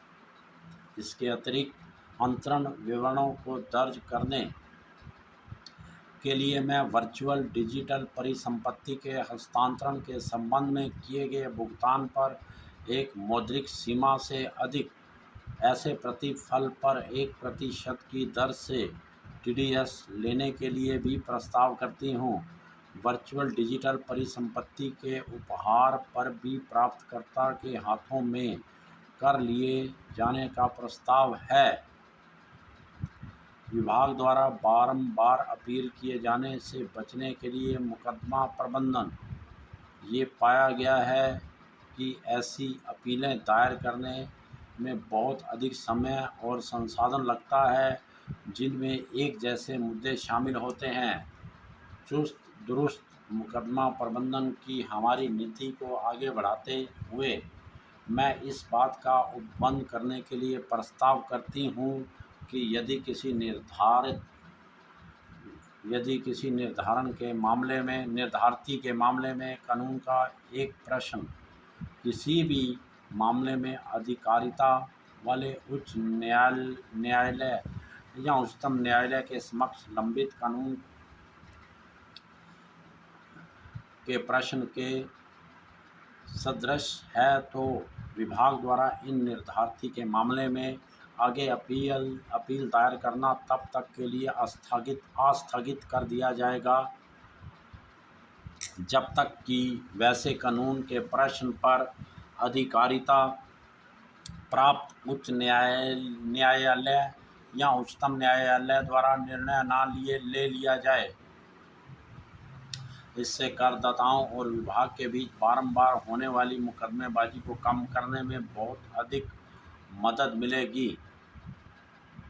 आईएफएससी को कर प्रोत्साहन आईएफएससी को आगे और बढ़ावा देने के हमारे प्रयासों को आगे बढ़ाते हुए मैं एथ द्वारा इस बात का उपबंध करने का प्रस्ताव करती हूँ कि अपतटीय व्युत्पन्नी लिखतों या किसी अपतटीय बैंकिंग यूनिट द्वारा काउंटर पर निर्गत व्युत्पन्नियों या अनिवासी को हुई आमदनी, रॉयल्टी से हुई आमदनी और जहाज को पट्टे पर देने के ब्याज और आईएफएससी में पोर्टफोलियो मैनेजमेंट सेवाओं से प्राप्त आमदनी विशिष्ट शर्तों के अधीन कर से मुक्त होंगी। अधिभार का यौक्तिकीकरण वैश्वीकृत कारोबारी दुनिया में ऐसी अनेक कार्य संविधाएं होती हैं जिनके निबंधन एवं शर्तों में एक सहायता संघ कंसोर्टियम का गठन किया जाना अनिवार्य रूप से अपेक्षित होता है। कंसोर्टियम के सदस्य सामान्यतः कंपनियां होती हैं। ऐसे मामले में इन एओपी की आमदनी पर 37% तक का श्रेणीबद्ध अधिभार लगता है, जो अलग अलग कंपनियों पर लगाए जाने वाले अधिभार की तुलना में काफ़ी अधिक है। तदनुसार मैं इन एओपी के अधिभार की उच्चतम सीमा 15% निर्धारित करने का प्रस्ताव करती हूँ।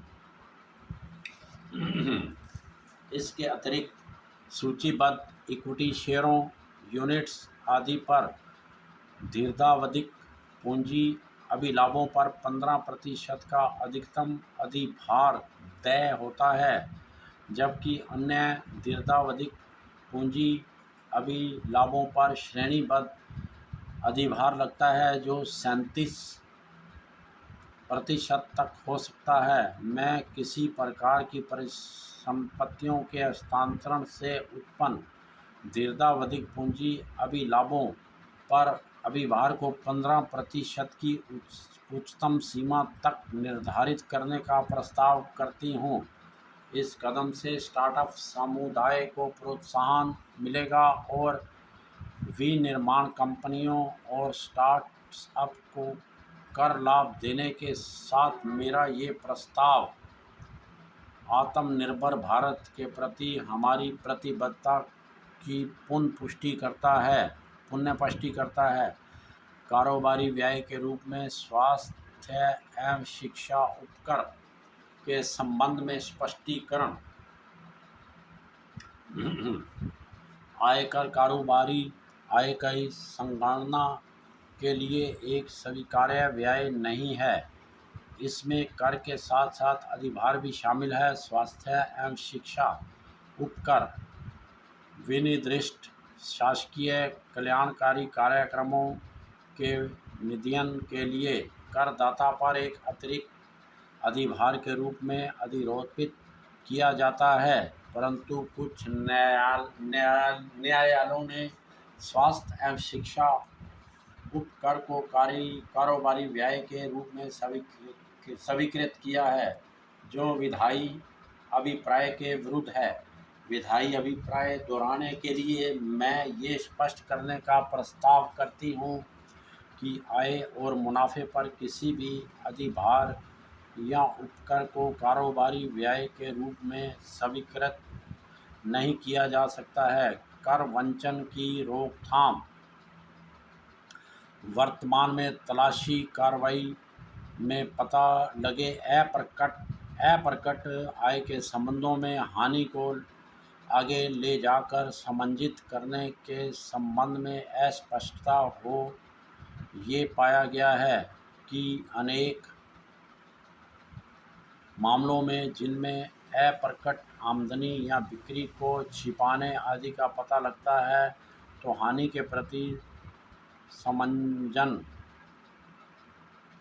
कर के भुगतान से बचा जाता है। निश्चितता लाने और कर वंचकों में निवारक भय बढ़ाने के लिए मैं ये उपबंध करने का प्रस्ताव करती हूँ कि तलाशी एवं सर्वेक्षण कार्रवाइयों के दौरान पता लगे अप्रकट आय के संबंध में किसी भी प्रकार की हानि के लिए समंजन की अनुमति नहीं दी जाएगी। टीडीएस प्रावधानों को युक्ति संगत बनाना। ये देखा गया है कि कारोबार को बढ़ावा देने की कार्यनीति के रूप में कारोबारी प्रतिष्ठानों में अपने एजेंटों को हित लाभ देने की प्रवृत्ति होती है। ऐसे हितलाभ एजेंटों के हाथों में कर योग्य होते हैं। ऐसे अंतरणों का पता ठिकाना रखने के लिए मैं हित लाभ देने वाले व्यक्ति द्वारा कर कटौती के लिए उपबंध करने का प्रस्ताव करती हूँ, बशर्ते वित्त वर्ष के दौरान ऐसे हित लाभों का कुल मूल्य 20,000 रुपये से अधिक ना हो। कुछ अन्य बदलाव भी किए जा रहे हैं जिनके ब्यौरे वित्त विधेयक में दिए गए हैं। अप्रत्यक्ष कर। वस्तु एवं सेवा कर जीएसटी में असाधारण प्रगति। जीएसटी स्वतंत्र भारत का एक ऐतिहासिक सुधार रहा है जो सरकारी संवाद की भावना को दर्शाता है, जो सहकारी संघवाद की भावना को दर्शाता है, जबकि आसमान छूते अरमान थे। चुनौतियां भी उतनी ही बड़ी थी। इन चुनौतियों से जीएसटी परिषद के मार्गदर्शन एवं निरीक्षण में अत्यंत कुशलतापूर्वक एवं सावधानीपूर्वक पार पाया गया।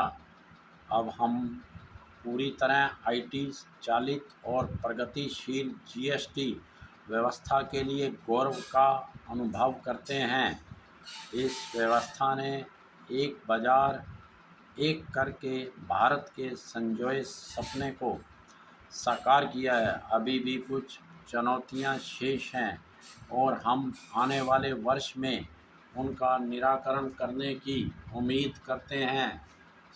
सुविधा उपलब्ध कराने और प्रवर्तन के बीच सही संतुलन ने उल्लेखनीय रूप से बेहतर अनुपालन संभव किया है। महामारी के बावजूद जीएसटी राजस्व में उछाल है। इस बढ़ोतरी के लिए करदाता सराहना के पात्र हैं। उन्होंने न केवल चुनौतियों के अनुरूप अपने आप को ढाला, बल्कि कर अदा करके इस उद्देश्य के लिए उत्साहपूर्वक योगदान किया।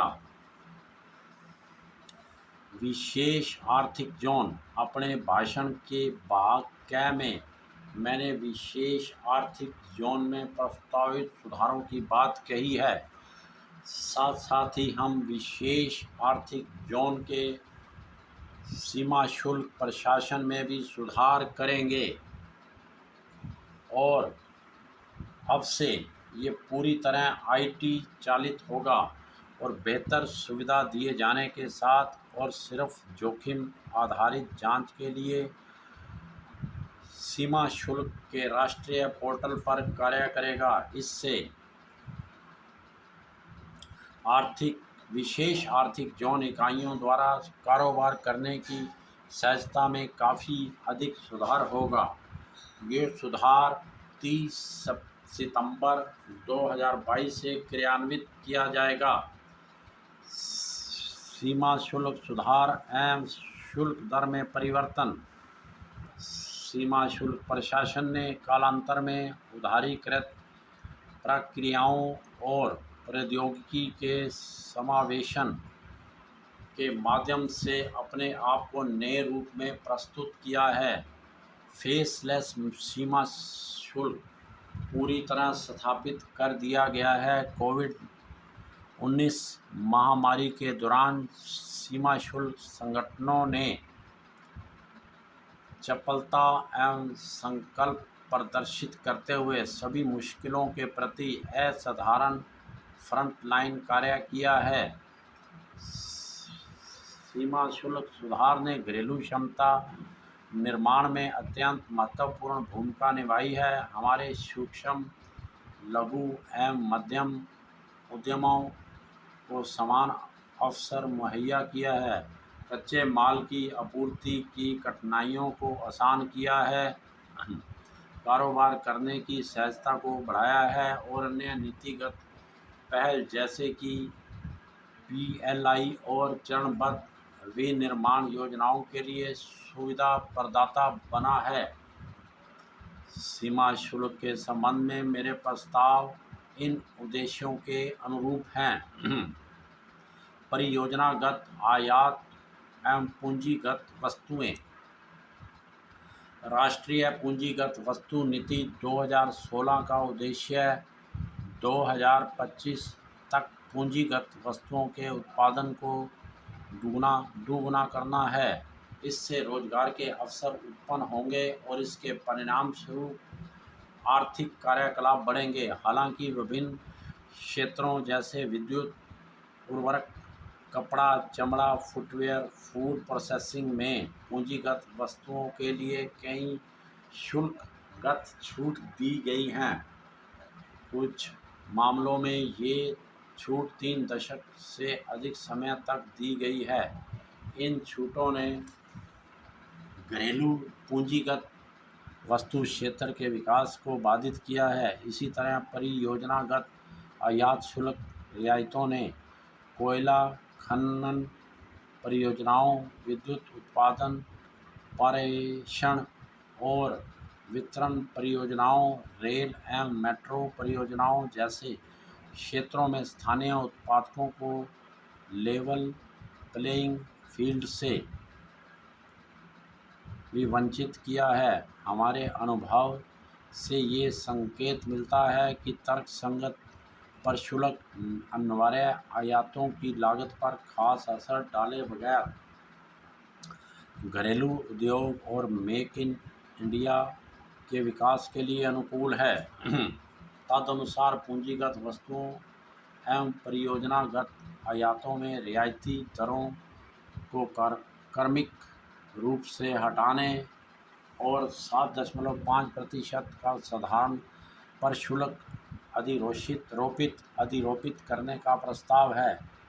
उन उन्नत मशीनरियों के लिए कतिपय छूट बनी रहेगी जिनका देश के भीतर विनिर्माण नहीं किया जाता है।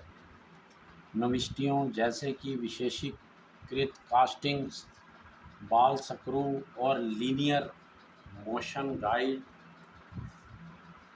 पर कुछ एक छूट देने का चलन शुरू किया जा रहा है ताकि पूंजीगत वस्तुओं के घरेलू विनिर्माण को प्रोत्साहित किया जा सके। सीमा शुल्क छूट एवं प्रशुल्क सरलीकरण की समीक्षा। पिछले 2 बजटों में हमने कई सीमा शुल्क छूट को युक्तिसंगत बनाया है। हमने एक बार फिर व्यापक विमर्श किया है जिससे क्राउड सोर्सिंग के माध्यम से किया गया विमर्श शामिल है और इन विमर्शों के परिणाम स्वरूप 350 से अधिक छूट प्रविष्टियों को धीरे धीरे हटाए जाने का प्रस्ताव है। इनमें कतिपय कृषि उत्पाद, रसायन, वस्त्र, मेडिकल उपकरण और ड्रग्स एवं औषधियाँ शामिल हैं, जिनके लिए पर्याप्त घरेलू क्षमता मौजूद है। आगे एक सरलीकरण उपाय के रूप में कई रियायती दरें इन्हें विभिन्न अधिसूचनाओं के माध्यम से विहित विहित करने के बजाय सीमा शुल्क प्रशुल्क अनुसूची में भी समाविष्ट की जा रही है। इस व्यापक समीक्षा से सीमा शुल्क दर और प्रशुल्क संरचना विशेषकर रसायन, कपड़ा और धातु जैसे क्षेत्रों के लिए सरल हो जाएगी और विवाद कम से कम होगा। जो वस्तु भारत में विनिर्मित की जाती है या की जा सकती है, उनके लिए छूट हटाने से और अर्धनिर्मित उत्पादों के विनिर्माण में प्रयुक्त होने वाले कच्चे माल पर रियायती शुल्क लगाने से मेक इन इंडिया और आत्मनिर्भर भारत के हमारे लक्ष्य को हासिल करने में बहुत अधिक मदद मिलेगी। मैं अब क्षेत्र विशिष्ट प्रस्तावों के बारे में बताऊंगी। इलेक्ट्रॉनिक विनिर्माण तेजी से बढ़ रहा है। श्रेणीबद्ध दर संरचना मुहैया करने के लिए सीमा शुल्क की दरों में आंशिक संशोधन किया जा रहा है, ताकि पहनने योग्य उपकरणों, श्रवण उपकरणों और इलेक्ट्रॉनिक स्मार्ट मीटरों के घरेलू विनिर्माण को सहूलियत दी जा सके। मोबाइल फ़ोन चार्जरों के ट्रांसफार्मर और मोबाइल कैमरा मॉड्यूल के कैमरा लेंस और कतिपय अन्य वस्तुओं के कल पुर्जों के लिए भी शुल्क में रियायतें दी जा रही हैं। इससे अधिक बढ़ोतरी वाली इलेक्ट्रॉनिक वस्तुओं का घरेलू विनिर्माण संभव हो पाएगा। रत्न एवं आभूषण क्षेत्र को बढ़ावा देने के लिए काटे एवं तराशे गए हीरे एवं रत्न पत्थरों पर सीमा शुल्क कम करके 5% किया जा रहा है।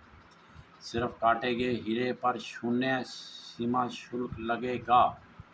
ई-कॉमर्स के माध्यम से आभूषण के निर्यात की सुविधा प्रदान करने के लिए एक सरल विनियामक फ्रेमवर्क इस साल के जून तक क्रियान्वित किया जाएगा। अल्प मूल्यांकित इमिटेशन आभूषण के निर्यात को बढ़ावा न देने के लिए इमिटेशन आभूषण पर सीमा शुल्क को इस तरह निर्धारित किया जा रहा है कि इसके निर्यात पर कम से कम 400 रुपये प्रति किलोग्राम शुल्क अदा किया जाए। रसायन कतिपय अत्यंत महत्वपूर्ण रसायन नामक मेथनॉल, एसिटिक एसिड और पेट्रोलियम रिफाइनिंग के लिए हैवी फीड स्टॉक पर सीमा शुल्क कम किया जा रहा है, जबकि सोडियम साइनाइड पर शुल्क बढ़ाया जा रहा है, क्योंकि इसके लिए पर्याप्त घरेलू क्षमता मौजूद है। इन बदलावों से घरेलू मूल्यवर्धन को बढ़ावा देने में मदद मिलेगी। सूक्ष्म, लघु एवं मध्यम उद्यम छातों पर शुल्क बढ़ाकर 20% किया जा रहा है। छातों के कल पुर्जों पर छूट वापस ली जा रही है। कृषि क्षेत्र के लिए भी उन औजारों और साधनों पर छूट को युक्तिसंगत बनाया जा रहा है जो भारत में विनिर्मित की जाती हैं। पिछले वर्ष इस्पात स्क्रैप को दी गई सीमा शुल्क छूट और 1 वर्ष के लिए दी जा रही है, ताकि एमएसएमई के द्वितीयक इस्पात उत्पादकों को राहत मिल सके। स्टेनलेस स्टील और कोटेड स्टील फ्लैट उत्पादों मिश्रित इस्पात की छड़ और हाई स्पीड स्टील पर कतिपय डंपिंग रोधी और सीवीडी को धातुओं की मौजूदा उच्च कीमत को देखते हुए व्यापक लोक हित में समाप्त किया जा रहा है। निर्यात निर्यात को प्रोत्साहन देने के लिए वस्तुओं जैसे कि सजावटी सामान, trimming, fasteners, button, zipper, lining सामग्री, विनिर्दिष्ट चमड़ा, फर्नीचर फिटिंग्स और पैकिंग बॉक्स जिनकी हस्तशिल्प कपड़े और चर्म परिधानों, लेदर, फुटवेयर और अन्य वस्तुओं के वास्तविक निर्यातकों को ज़रूरत पड़ सकती है पर छूट दी जा रही है। झींगी जलीय खेती के लिए अपेक्षित कतिपय नविष्टियां पर शुल्क घटाया जा रहा है ताकि इसके निर्यात को बढ़ावा दिया जा सके। ईंधन के सम्मिश्रित को प्रोत्साहित करने के लिए प्रशुल्क उपाय। ईंधन का सम्मिश्रण इस सरकार की एक प्राथमिकता है। ईंधन के सम्मिश्रण के लिए प्रयासों को प्रोत्साहित करने के लिए असम्मिश्रित ईंधन पर 1 अक्टूबर 2022 से ₹2 प्रति लीटर का अतिरिक्त विभेदक उत्पाद शुल्क लगेगा। शुल्क दरों, सीमा शुल्क, प्रशुल्क और सीमा शुल्क कानून में कुछ एक अन्य बदलाव किए जा रहे हैं जिनके ब्यौरे वित्त विधेयक में दिए गए हैं। माननीय अध्यक्ष महोदय, इन शब्दों के साथ मैं बजट इस प्रतिष्ठित सदन को सौंपती हूँ। जय हिंद।